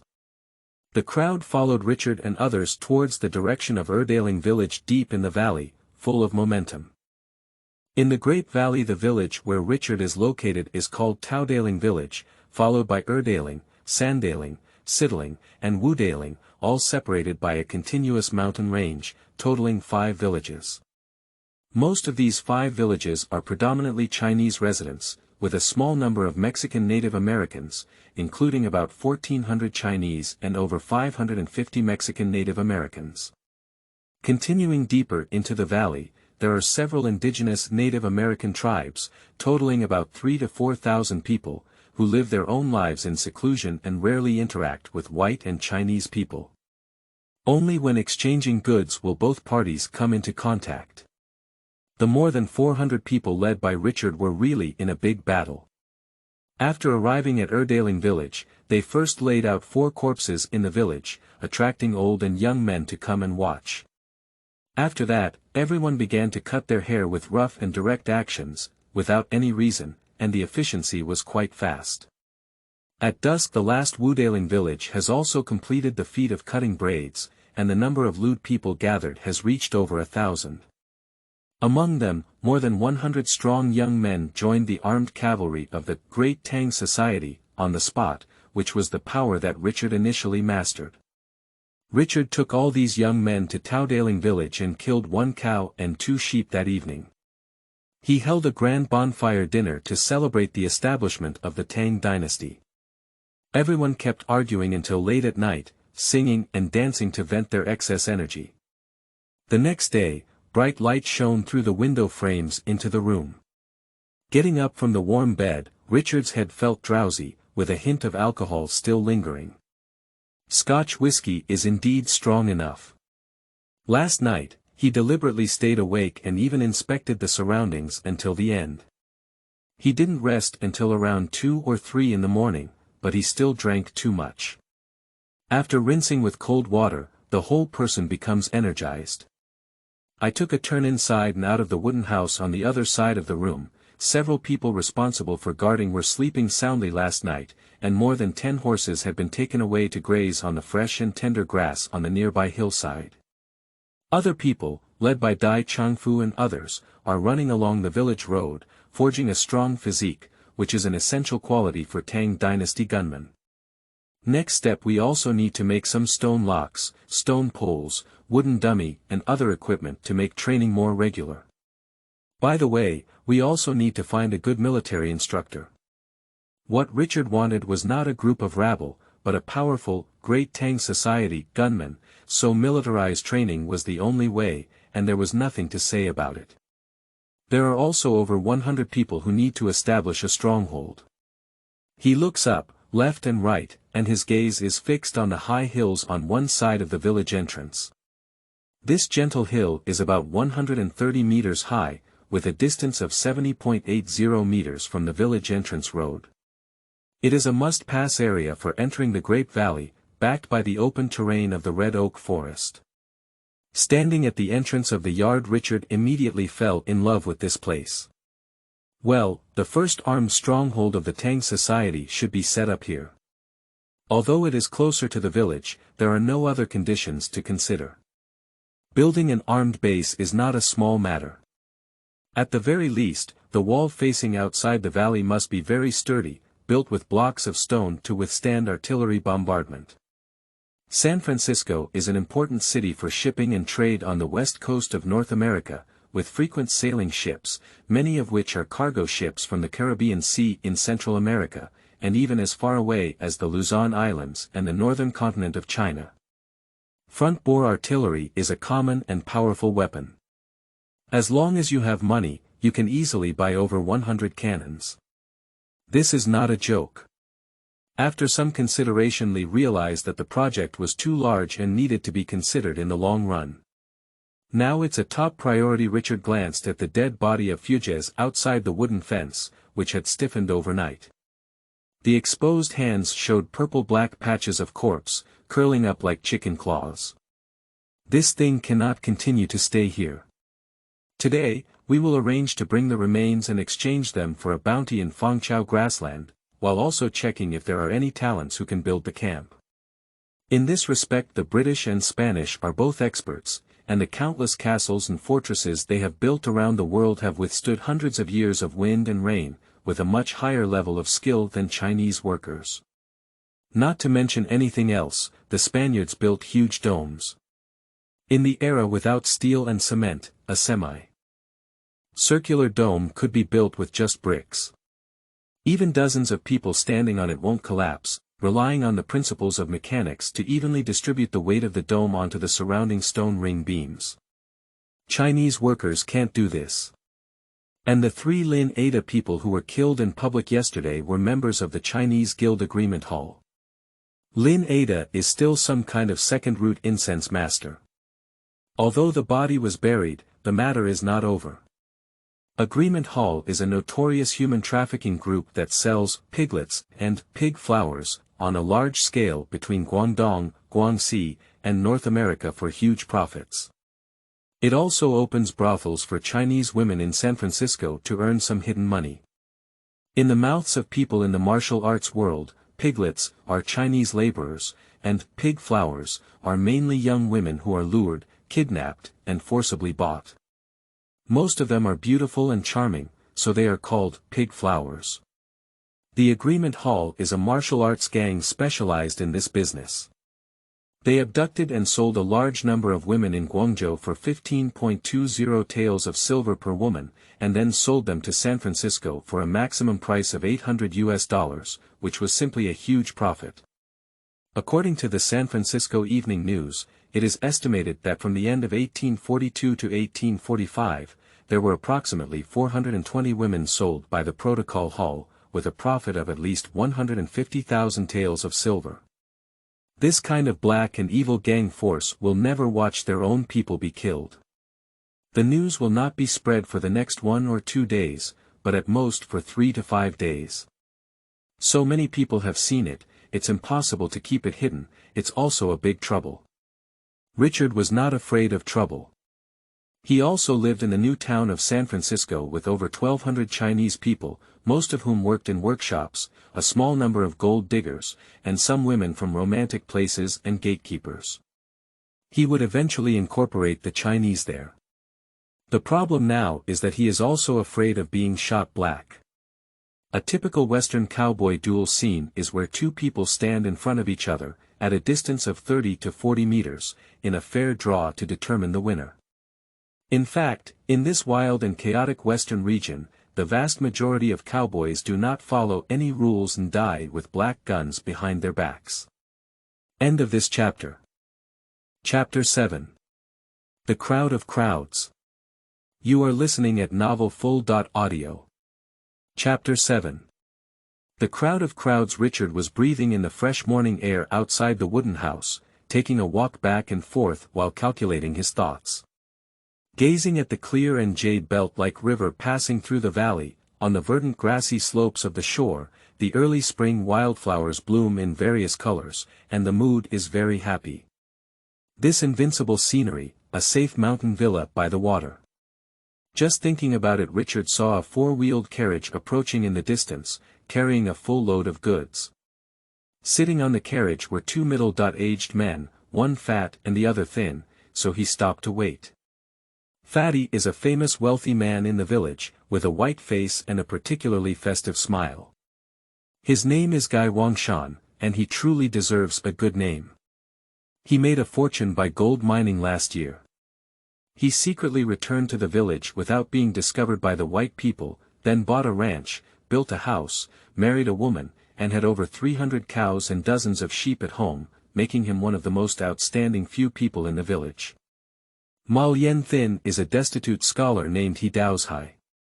He can't see his smiling face all day, and his appearance seems like others owe him 10 taels of silver. This person cannot lift their hands or carry their shoulders. If it weren't for the frequent assistance of the Chaos Han villagers, the grass on the grave would probably be over a foot high. These two people are auxiliary personnel appointed by Richard for the Tang Society. Guy Wangshan is proficient in writing, and the people are also sharp and agile. He temporarily holds the position of logistics team leader, responsible for food procurement. He Daozhai is one of the few Chinese laborers who can read and write, and he also knows some Western and coastal English, and can even speak a few Native American languages. There is no problem with simple communication, so he is temporarily working as a clerk in the accounting room. Recruit a few key members under your hands, and the framework of the Tang Society will be put up. At the initial stage, the requirements cannot be high. Besides, there are no particularly outstanding talents among the Chinese workforce, so we can only make do with them first and slowly search for suitable candidates. Young master, you are auspicious. The carriage was still 20 or 30 meters away, and the chubby Mount Guy Wang rumbled down from the seat, carrying a whip and a pleasing smile as he ran over to greet him. That side of the room He Daozhai sat motionless on the carriage, muttering reluctantly. As the carriage approached, he finally got off the carriage. But he just bowed with both hands and didn't say anything, even if he said hello. The spirit of literati in my bones can be smelled from afar, it's really sour. Although Richard had a young face, he was very experienced in handling things and did not show any displeasure. Instead, he nodded to both of them with a friendly expression. He saw Guy Wangshan holding the carriage and walked over to ask, "The two of you have been busy this morning, it's been a lot of work. What have you done, guys?" "Young master, this bucket contains half of the milk squeezed in the morning, 20 bags of wheat flour, for salted pig legs pickled at home, over 100 pounds of salted meat, and more than 10 pancakes baked." "Well, keep the account according to the number, and the money will be charged out of the account as agreed." "No need, young master. They are all home-made products. It's a small token of filial piety. It's free." "Ah Shan, I have received your wishes, but these things are worth as much as they should be. The Tang Dynasty Society is not short of money, and once it develops, the monthly membership payments will continue to flow. This is not a matter of 1 or 2 days, you can just collect them." "Thank you very much, young master. Then I'll blush and accept it." "Well, that's it.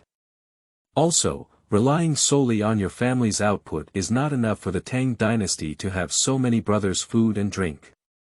Let's arrange our family's affairs later, and you also need to take a few brothers to Xinshur town to buy some supplies and bring them back. Okay, you can leave this matter to me and I promise to handle it beautifully. Mr. He will follow along, keep an account or something, and sort out everything clearly." "Yes, young master." He Daozhai is not a lively character, and his answers are as precious as gold. After speaking, he stood aside and had nothing to say. The carriage rushed to the door of the wooden house, and the noise outside woke up the people inside. A guy with a long gun in his hand and rubbing his eyes leaned out to take a look, clearly sleeping a bit groggily. "Since you're awake, come over and help with your hands, carry everything in, and cook the food. When you're full, go to bed," Richard casually ordered.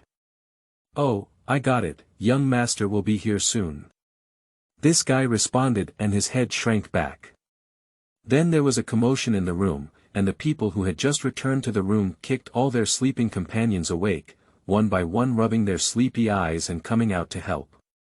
The things on the carriage were quickly unloaded, and a few people were busy chopping wood and boiling water, cooking noodles, igniting the fire pit, and setting up an iron pot to cook water gurgling. Gaiwang Mountain also brought several large sacks of potatoes, which were taken out and arranged one by one at the edge of the fire pit.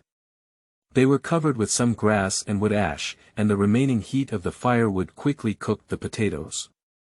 Take advantage of this time, Richard called Gaiwang Mountain, and he doused high to the fire pit and arranged their affairs one by one. "Ah Shan, after dinner, you can take a few buddies to Xinsher town to buy 10 large iron pots, shovels, spoons, and other related items. Buy some oil, salt, rice, and noodles, and then some pork. First, focus on the meal. Remember, keep track of every item you buy. Our Tang dynasty is not short of money, there is no need to live frugally. Brothers need to put in effort to train, and eating well is not enough. I request to have meat every day, drink a glass of milk in the morning, and have enough staple food such as pancakes and rice. Can this be achieved, young master? As long as you can afford the money, I'll take care of the meal for these 100 or so people." "That's fine. After purchasing, you also need to go to the carpenter's shop to see if there are suitable saddles and horses to order a batch of. For now, we will calculate based on 30 sets and ask them to give a reasonable price." "That's not a problem. I know an Italian carpenter's shop, and they offer a fair price with a lot of customization and discounts.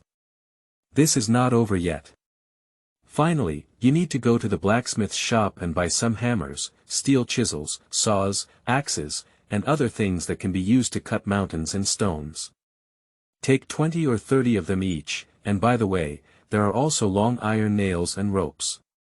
We need to build a campsite. Young master, has the place been designated yet? Once it's settled, it's on the small hill at the entrance of the village, which is the only way to enter the village. Once the people of the Tang dynasty enter, we'll set up another row of wooden fences along the valley entrance. There's no need to worry about those white bandits rushing in and harassing and looting at any time in the future, and everyone can live with peace of mind. It would be great if you could finally have a peaceful sleep. Young master, please rest assured that I will handle all these matters and ensure that you sit properly with stickers to your satisfaction. Okay, Mr. He, after you finish your meal, you can go shopping with Ashan and buy some pens, ink, paper, inkstones, and other things. When you come back, you can register and record every assistant's age, hometown, and handicrafts clearly. Do you understand?" "Got it, young master," he Daoshai replied in a muffled voice with a horse-like face that kept strangers away. Richard couldn't help but take a second glance at him, seeing that there was no expression on his horse's face. With a slight sunburn in his heart, he didn't care anymore. If it weren't for the 2 tails of ink left in their stomachs and the fact that these people despise dogs, and now it's time to hire people, just tell them to leave every minute. There's no other reason, it's just looking annoying. A normal person lives a normal life, who would like to look at the face of a creditor all day. Adding to the traffic, right? At this point the chaotic footsteps outside made a sound, as Dai Changfu and his companions, who had been running in the morning, returned and dispersed at the door, each fetching water and washing their faces, creating a bustling atmosphere. The strong aroma of cooking food came from the wooden house, tempting the young men who couldn't resist the craving insects in their stomachs. They laughed and frolicked while hooking their heads to look at it frequently. Upon seeing this scene, Richard felt even more compelled to put the matter of hiring a military instructor at the forefront. Otherwise, these energetic young men would argue uncontrollably without any rules. He strode out and ordered Dai Changfu and the several team captains appointed last night to form a whole team, with the chairman giving a lecture. Richard's face under the board was extremely intimidating. The noisy guys just now immediately quieted down and quickly lined up one after another. Some of them had faces covered in water and didn't have time to wipe them off.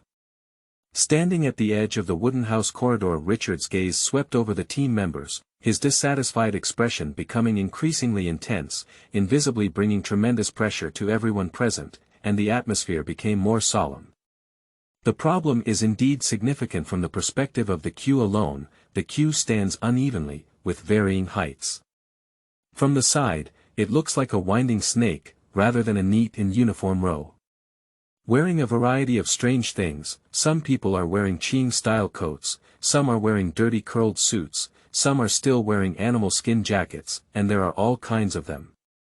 Not to mention weapons except for a few around 20 people who own revolvers, others have long swords and short sticks, some have short axes and chopping knives in their waists, and even a few carry bows and arrows on their backs.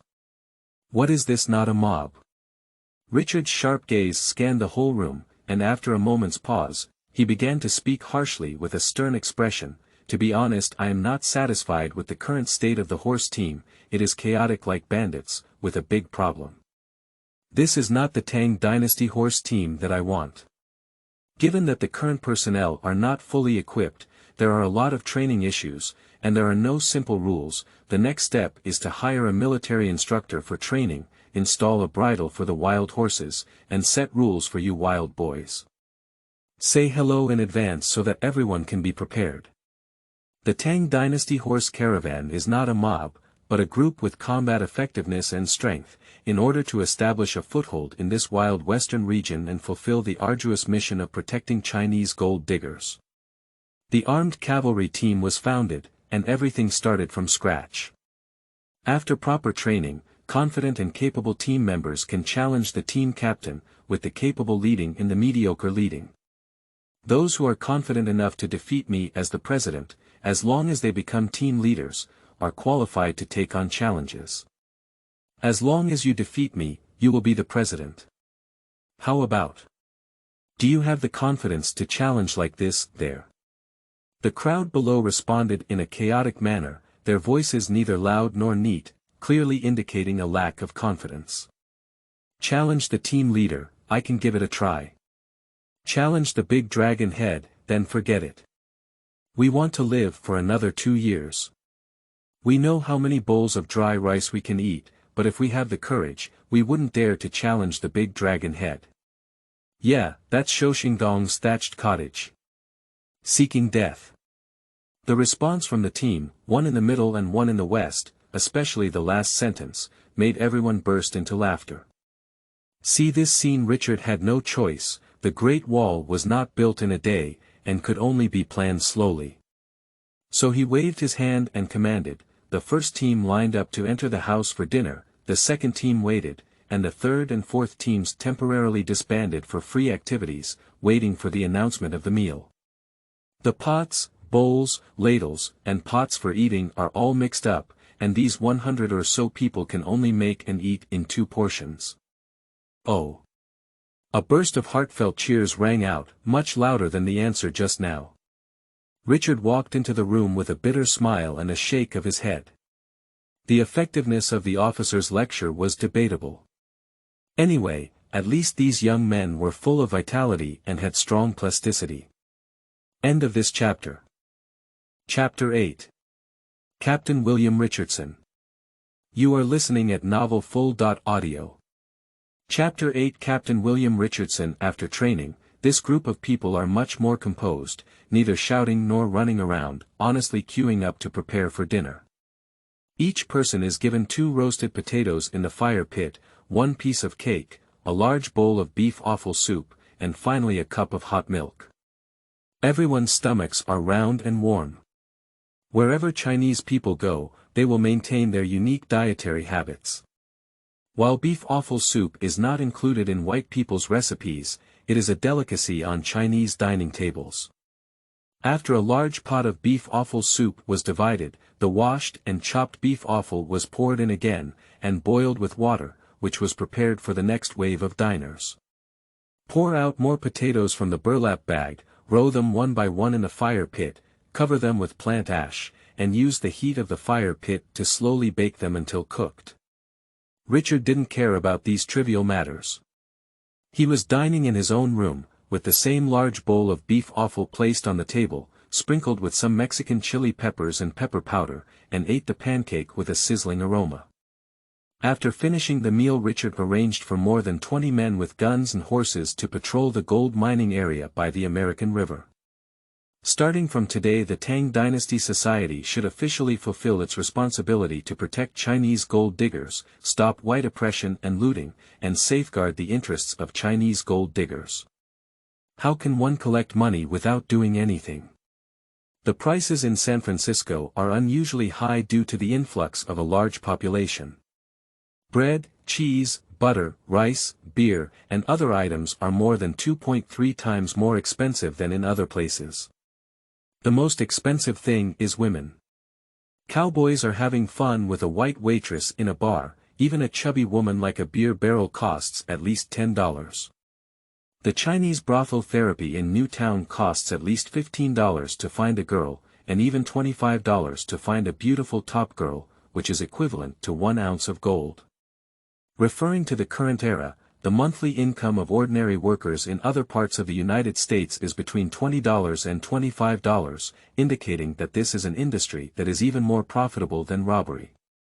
In the Chinatown of Town, this is basically a dirty business monopolized by the Agreement Hall.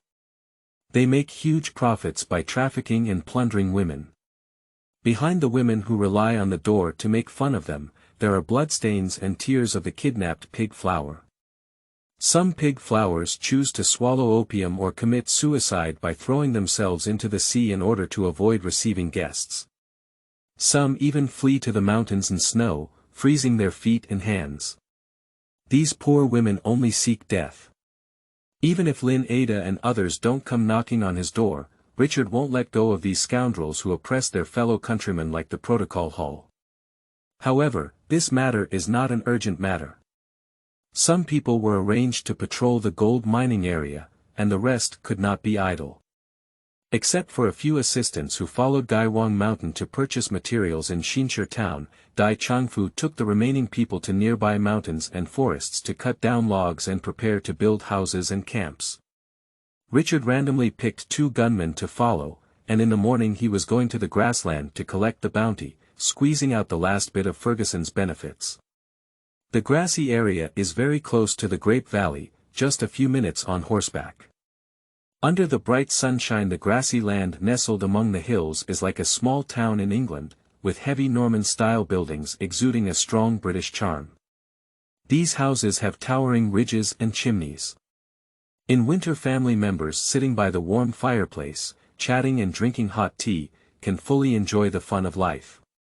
Richard's 3 riders were stopped by several white cowboys holding long guns at the entrance of the town. "Stop, buddy. We don't welcome you here. If we turn around now, we'll still have time. I am Richard. Perhaps you have heard of my name. I would like to meet Mr. William Richardson and hand over this $350 corpse to him. By the way, his name was Ferguson before he passed away." Richard sat steadily on the horse without any unnecessary movements. He didn't want the other person to feel hostility, he just received a reward. Faced with the unfriendly gaze of the white cowboy, Richard's expression appeared calm and composed. Unexpectedly, after Richard reported his home, the few white cowboys at the town gate became even more nervous, involuntarily lifting their black gun barrels, as if a big enemy was approaching. Obviously, Richard's illustrious reputation of killing 7 people in a row in the new town has spread, and these people in Fangchao are all aware of it. "Don't be nervous, buddy, be careful of the gun going off," Richard said with a gentle expression, then his face darkened and he continued in a threatening tone, "I really hate it when someone points their gun at me, it makes me unable to resist shooting you in the head. Now, hold your ground and move the damn gun away." His threat put a lot of pressure on the white cowboys across from him, and the middle-aged white man led by him changed his face. He took the initiative to put away his gun and waved his hand, asking the other few people to put it away as well. The name Richard is notorious and awe-inspiring in San Francisco, and it is clearly unwise to offend him rashly. "I'm sorry, respected Mr. Richard, we're not targeting you." The middle-aged white man put away his gun and walked over, pointing to the corpse on the horse's back, and said in a slightly flattering tone, "If convenient, I would like to check if it is Ferguson himself." "Please do as you please." "Thank you very much. I once fought with the Ferguson gang when they robbed a postal carriage." "Okay, this is indeed Ferguson. I will never forget his ugly face. Thank God, this villain has finally died." After the middle-aged white cowboy confirmed, he couldn't help but draw a cross in the air with a long sigh of relief on his face. "Mr. Richard, horseback riding is not allowed in the town, so you can only walk with me." "That's no problem." Richard dismounted and walked over with the middle-aged white cowboy, holding the reins of the horse. Fancahueo Town is the only place in San Francisco where paved stone roads intersect.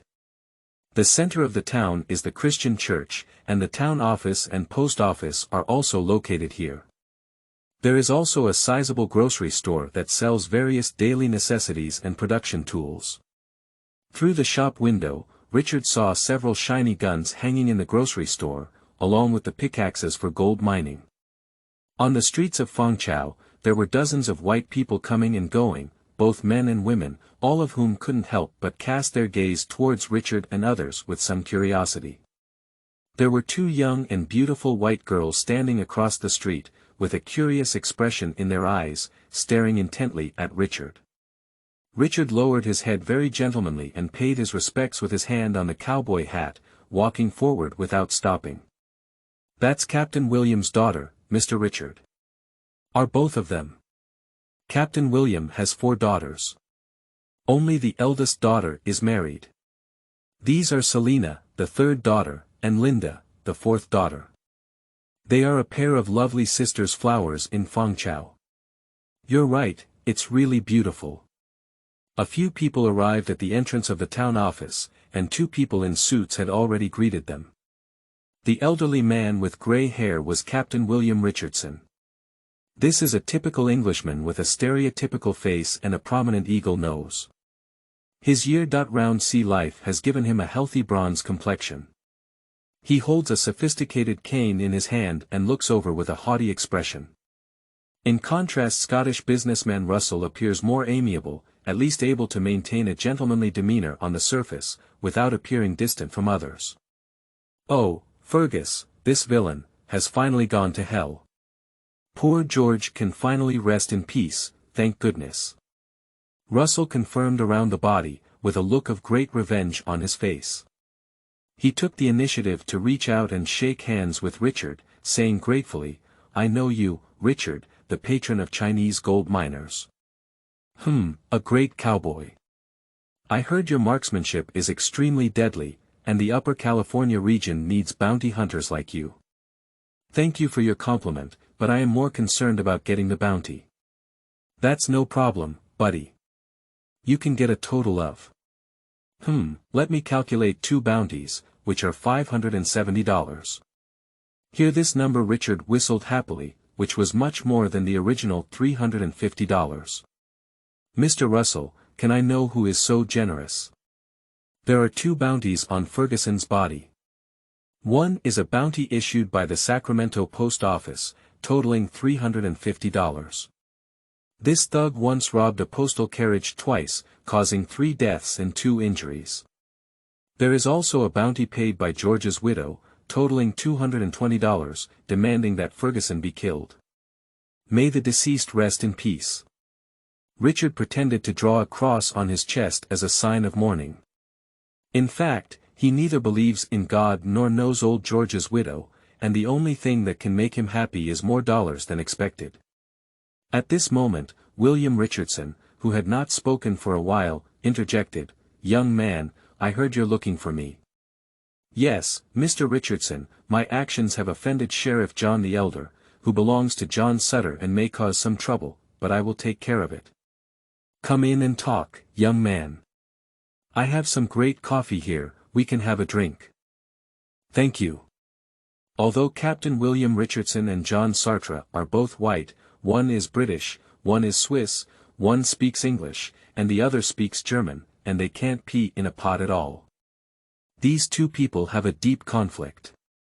John Sartre arrived earlier in San Francisco, occupying the bustling western part of the new town and being a wealthy and powerful local leader. He has always been very wary of external forces and has a particularly strong sense of exclusion. Captain William Richardson arrived later. In the autumn of 1832, he arrived here with several three-masted sailboats loaded with cargo, and saw the superior port conditions and geographical environment of the Bay Area. He made up his mind to end his wandering life and settle on shore. He originally planned to establish a residence in the new town, but due to commercial competition and other reasons, he got into a fierce battle with John Sutter, both of whom suffered significant casualties. In that firefight, William Richardson's eldest son and only son, Brown Richardson, was shot and killed, which made him deeply saddened by his blood feud with John Sutter. Later, in 1835, William Richardson left the new town with his people and arrived at Fangchao, where he established his first residence. Over a decade later, it slowly developed into a small town. Richard has recruited Chinese people as his basic force, but it is also impossible to oppose all white people. When his strength is weak, he must find a suitable camp to unite and jointly fight against the evil forces of John Sartre. Undoubtedly, William Richardson is a great partner. He has money, guns, and influence, and most importantly, John Sutter has a blood feud, which is amazing. End of this chapter. Chapter 9. Old Fox. You are listening at novelfull.audio. Chapter 9. Old Fox. In the town office a lingering aroma of coffee permeated, and Captain William Richardson, businessman Mr. Russell, and Richard sat in chairs beside the English small round table, enjoying a leisurely coffee moment. There were hardly any setbacks, and $570 had already entered Richard's pocket, which made him quite satisfied and his mood became cheerful. Captain William Richardson was very interested in the newly established Tang Dynasty Society in Grapevine, especially after hearing about the armed cavalry with over 100 people. His face rarely showed a warm expression. He said kindly, "Oh, Chinese people are no longer fighting alone. This is really exciting news. Congratulations to you, young man. This is a great start. So, what kind of help do you want from me?" The British have always given people a stereotypical and unapproachable image of arrogance, and Captain William Richardson is no exception. Although his expression appeared friendly, the high and generous tone in his words made him feel very uncomfortable. From the beginning William Richardson attempted to suppress Richard's sharpness and put him in a servant position, which he remembered coming and going.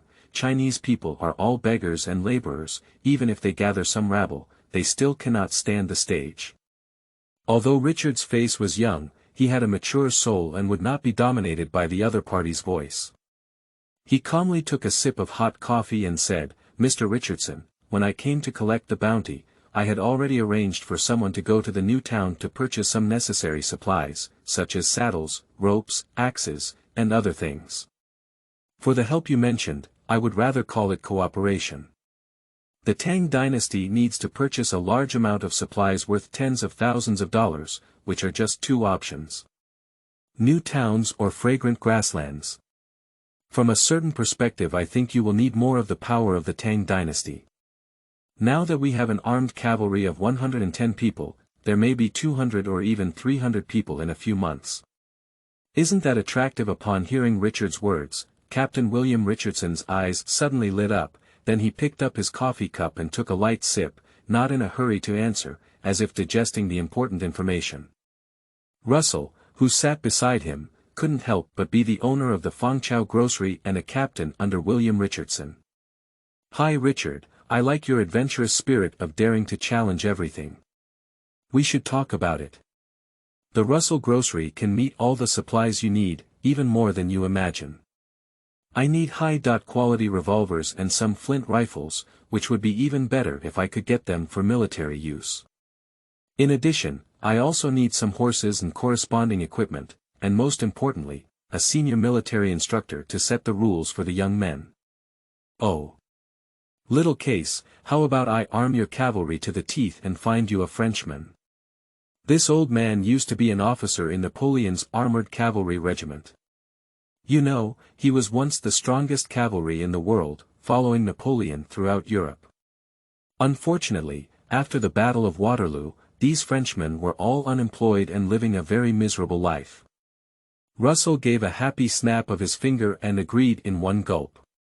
A business worth tens of thousands of dollars was enough to make his mood extremely good, so Mr. Russell continued, high-quality revolvers are not a problem anymore. I know Mr. Samuel Colt, who is a down-and-out guy. As long as you are willing to give him the business of 200 revolvers, he will come all the way from New York. Richard's heart was greatly shaken by these words. He didn't expect that on an ordinary trip to collect a bounty, he would eat a big melon. What kind of person is Samuel Kirk? That's a groundbreaking figure who invented the Colt revolver. He developed over a dozen revolvers throughout his life, establishing an unshakable master position in the field of light weapons. Richard forcibly suppressed his inner shock, picked up his coffee cup, took a big sip, calmed his mind for a moment, and then said, I'm sorry, Mr. Russell. As far as I know, Mr. Colt started a very large weapons company. Bankrupt, this unlucky guy, Mr. Russell replied with a sense of superiority. He crossed his legs, picked up a biscuit from a small plate, and put it into his mouth, chewing it. I also have 27 Colt 1835 revolvers in my grocery store, which are really good guns. They are much more useful than pepper bottle pistols, but they are much more expensive. Can I hear the quotation? All. Yes, Mr. Russell, everything. Including the flint rifles in your store, I would like to hear a quote. Are you sure? I have 41 1777 Type 9 modified rifles in my store, all of which are the best products ever used by the French Army. The prices are not cheap. Richard smiled and remained silent, just making a gesture of please speak. The 1777 Type 9. Your Republican flint hair slippery rifle equipped by the French Army is indeed one of the best smoothbore rifles of our time, an improved version from 1809. Although it has a history of more than 30 years, it is still very useful. These guns must be second-hand, maybe all 3 hands and 4 hands. After the collapse of the Napoleonic Empire, hundreds of thousands of smoothbore rifles equipped by the French Army scattered around the world, and their presence can be seen in many armed conflicts. In the early 19th century, white North American immigrants used it as a very sharp weapon to hunt Native Americans and bison on the wilderness. The French once conducted a destructive test on their 30-year-old inventory of flint-fired smoothbore rifles, taking out 12 randomly sampled rifles. In the extreme firing test, the first to explode fired over 6,800 bullets, while the other 11 smoothbore rifles all sustained over 10,000 bullets, reaching a maximum of over 13,400 bullets. Therefore, the conclusion of the French regarding this batch of weapons is, if there are no other accidents, it should be able to be used for many, many years. The biggest advantage of a smoothbore gun is that it has no rifling, so there is no high temperature generated by friction inside the barrel. Inevitably, the shooting accuracy is much worse, and it can only effectively strike enemies within 200 to 300 meters. Beyond this distance, we can only pray for God's blessings. Russell looked at Richard with admiration in his eyes, put down his coffee cup, and after a moment of consideration, he said, "What do you mean by cooperation?" To counter the pressure from John Sartre, perhaps such cooperation can be broader, to jointly confront all forces with malicious intent towards us, and if necessary, to fight together. Of course, this needs to be discussed in depth, and now is not the best time. Why do you say that? Because the armed cavalry of the Tang dynasty has not yet demonstrated the necessary combat effectiveness, we need to be more certain before we can talk about fair cooperation, right? I appreciate your pragmatic spirit, young man.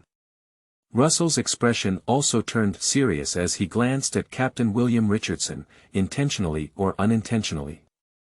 Seeing the captain still savoring coffee with great interest, his heart was already clear. So, Mr. Russell considered it and said, Mr. Richard, we already have an understanding of your strength and can say that you are one of the most outstanding gunmen in the San Francisco area, but that's all. If you haven't formed a Tang Dynasty society mainly composed of Chinese, to be honest, you don't have the qualifications to cooperate with us on an equal footing. But now the situation is different from you, we can see that there have been some interesting changes in the Chinese ethnic group. As a nation with an ancient civilization, such changes are highly anticipated. Can we cooperate? Further observation is needed to draw a conclusion, but given your demonstrated sincerity in cooperation, De Tong will be able to receive a good quotation. There are 27 Colt revolvers in 1835, each of which can be sold for $42.45 or even $50 on the market, and the price I am giving you is $32. Undoubtedly the purchase price for this batch of guns is $22, and I want to earn $10 per gun. If you can demonstrate enough strength, I can compensate $10 per gun for future transactions, but not for now. I can give 100 bullets as a gift for each gun, which are thin oil paper fixed bullets. As an excellent gunman, you should understand that these are the best bullets today. This batch of 9-year smoothbore flint rifles consists of 41 units, which are much more expensive than revolvers. However, that means purchasing new rifles. In fact, the cost of obtaining second-hand rifles is very low, and I will give you $32 as well. I can guarantee that you won't get a lower price than this throughout the entire Upper California region. How about it? Are you interested? Happy cooperation. Richard quickly reached out his hand and shook hands with Russell, who had a slightly hesitant expression. He didn't bargain at all and made the deal directly. The bargaining of $3 and $5 each for these guns is completely unnecessary. The other party has already made it very clear that as long as they can demonstrate sufficient strength, even giving away all of these weapons is not a problem. Interesting. Captain William Richardson, who had not spoken for a long time, suddenly uttered a sentence, looking at Richard's expression with a hint of appreciation, clearly showing a strong interest in this young man. What else do you need? Let's talk about it together. Mr. Richardson, we can pay for weapons and equipment in cash, but for the remaining supplies, the Tang dynasty will need some time to raise them. Specifically, it refers to the De Tong Society plans to build a strong armed fortress at the entrance of Grape Valley, which requires hiring experienced engineers and purchasing some construction materials, which is a significant expense. There's no problem with the construction engineer. The construction of Fangkayati Street has basically come to an end. We have very good engineers here, so how do you pay for the construction funds? As a protector of Chinese gold seekers, the Tang Dynasty Association charges a monthly protection fee of $5 to Chinese people. Currently, there are about 1,400 Chinese people joining the association, and this amount of money is about $7,000 per month. Combined with other operations, it is estimated to be over $10,000. However, this amount of money will need to be extended for a period of time before it can be paid. In front of the old fox, Richard spoke very calmly. William Richardson's eyes were fixed tightly on Richard, as if he wanted to see something unusual on his face. His purpose was clearly in vain. However, William Richardson's face gradually burst into a smile as he turned to Russell and said, "Hey buddy, maybe we should go to the Grape Valley and see what interesting changes are happening there." Willing to accompany, respected Captain. End of this chapter. Chapter 10. Transactions. You are listening at novelfull.audio. Chapter 10 Transactions. Captain William Richardson has a very good impression of this Chinese young man, who is young and decisive, with outstanding key skills, and also knows how to establish his own power, which is quite commendable. The gunman in the wilderness is like wild grass, growing wildly without anyone's attention. Perhaps there will be a brief moment of glory, but soon it will wither in the cold wind before the snow comes. Richard has the potential to become a different kind of person. If he is careful enough to escape the fate of dying in the wilderness or the alleys behind taverns, he can thrive and have a bright future. It's worth taking a gamble just because of this possibility. He really needed Richard as a new force to break John Sutter's commercial monopoly on the new town. Despite the beautiful appearance of the grassland, there were only over 2,300 people in total, less than 1/10 of the total population of the new town. This limits the manpower available to Captain William Richardson, and if he were to find other captains to join forces and come forward, it would probably be less than 300 people. Such strength is not enough to defeat John Sartre. The captains of Fangchao controlled the commercial routes of San Francisco, but John Sartre was not a vegetarian either. He had his own sailing fleet, and both sides had to give way in years of competition. The captains no longer attacked the John Sutter armed merchant ships. In return, John Sutter assumed that the agents of the new town could sell the captain's goods, provided that they did not cross the border. That is to say, selling outside of John Sutter's territory, the two sides reached a tacit balance, and a temporary ceasefire was reached. In addition to John Sutter, there are 3 other forces in Newtown, and the captains of Fangchao sell their goods through them, but they have to endure the other party's pressure on prices, resulting in poor profits. Over the years, I have been harboring a vicious aura in my heart. Since both sides have reached an agreement, the next few hours have been surprisingly smooth. Richard inspected the firearms one by one, including 41 Type 9 smoothbore flint rifles. Although these second-hand rifles have gone through 37 years of vicissitudes, they are still well preserved and seem to be able to be used again in the first half of a century. The discount is like a Colt revolver, with 100 free oil paper fixed bullets. The so-called thin and fragile oil paper is used to package black gunpowder and bullets with bullet heads.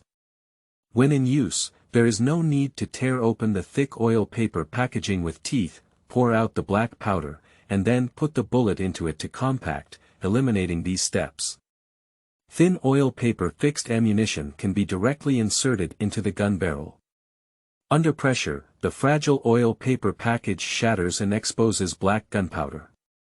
It only needs to be compressed together with the bullet head, making it very convenient to use. Watching 41 rifles loaded onto the carriage, as well as 27 Colt revolvers, gunman belts, bullets, and other items, the two sides successfully completed the transaction. Richard was in a good mood. He just had a conversation with Mr. Russell about a French veteran named Mike Rabio, a former lieutenant in the French Breastplate Cavalry Regiment. He was an ordinary resident of Fangchao and opened a bakery selling French baguettes in the town. Although he is already 55 years old, Mike Rabio's body is still strong and talkative, and he doesn't mind earning some extra income in addition to his main business of baking bread. The Rabio bakery in the town is run by his 3 sons and wife, saving even wages. If there is a chance to earn another decent income, why not do it? In today's world, the French army, which once followed Emperor Napoleon throughout Europe, is undoubtedly the strongest army. The Breastplate Cavalry Regiment, on the other hand, was one of the best in the French army and was once the best cavalry in the world, making remarkable contributions to the establishment of the French Empire.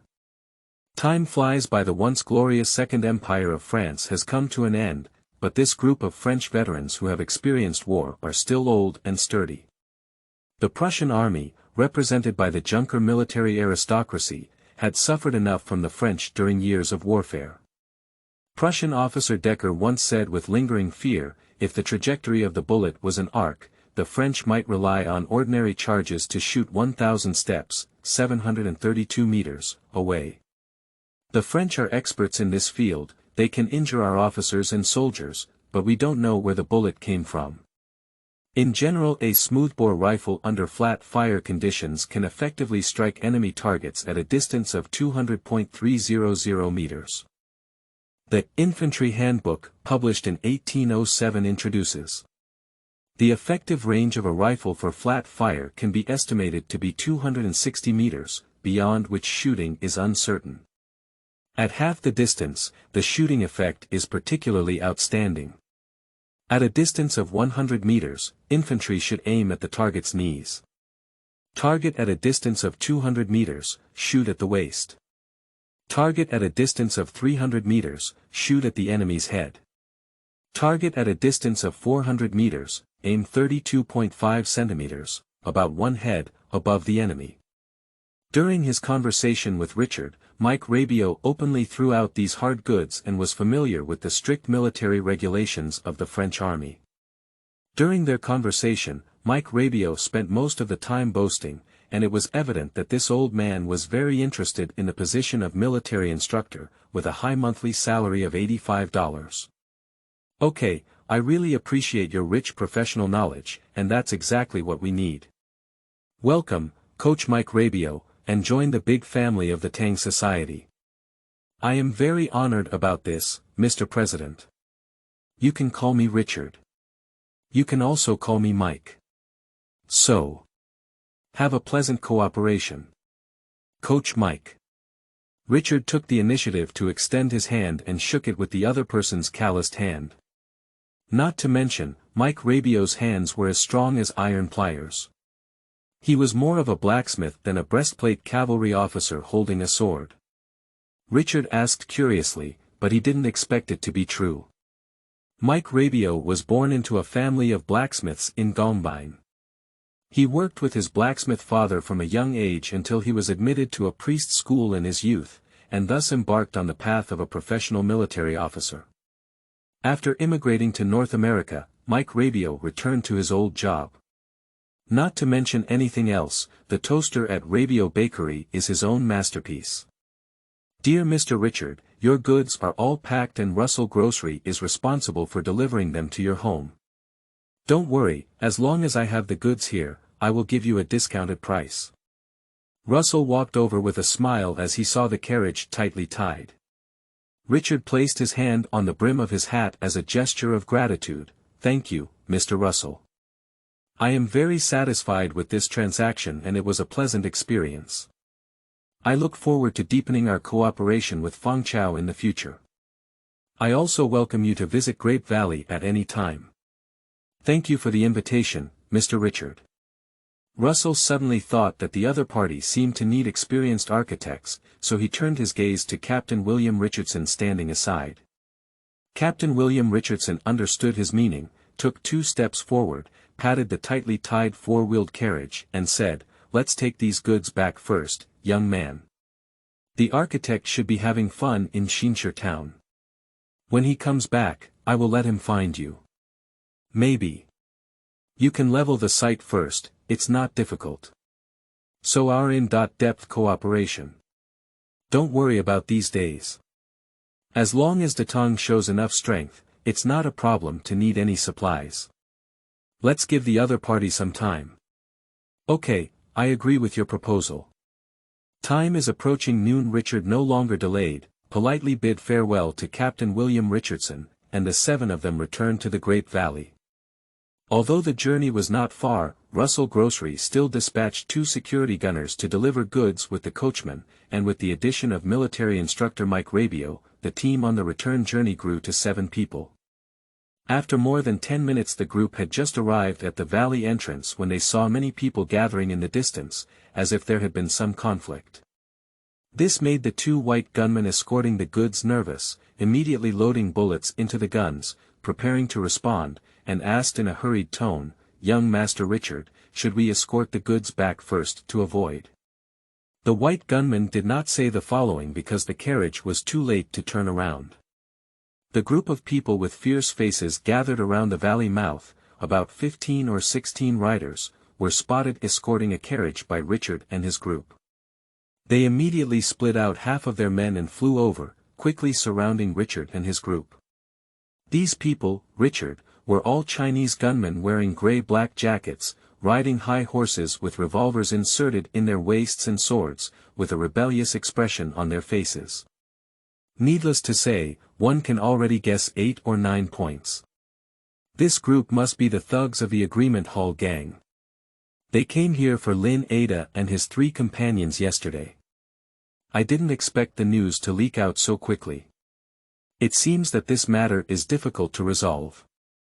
The bodies are all buried, can they still be dug out, washed, and returned? Compared to the thugs of these martial arts guilds in the Agreement Hall, there are more people in the Datong society. Dai Changfu led more than 60 people to block the valley entrance, pushing and shoving each other, shouting and scolding each other, but not letting the other go. Although there were many people in the Tang dynasty, only 7 or 8 of them had guns. Faced with fierce and domineering armed thugs, their momentum was inevitably inferior. A group of 8 riders galloped towards them, circling around the 4-wheeled carriage. A scarred man saw 4 white people guarding the carriage, and his face softened. But seeing Richard and the other 3, their expressions became fierce again and they shouted loudly, "What's your origin?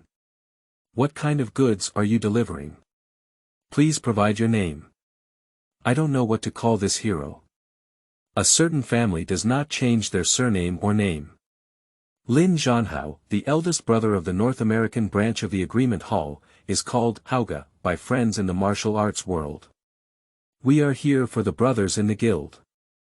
Scared Han Lin Zhanhao forcefully restrained the horse's head, his gaze paused on the packed carriage, revealing a greedy expression. The cargo of this carriage is clearly not grain. From the outline of the cargo under the canvas, it seems that it should be mining tools or firearms. Great, the big dragon head is back. At this point, among the members of the Tang society blocking the valley, a reckless guy couldn't help but shout when he saw Richard's figure. The 2 sides were about 50 or 60 meters apart, and their voices came clearly. Richard's expression was one of Lin Zhanhao's, while the scarred man Lin Zhanhao's expression changed dramatically. He immediately reached out to his waist and pulled out a gun. End of this chapter.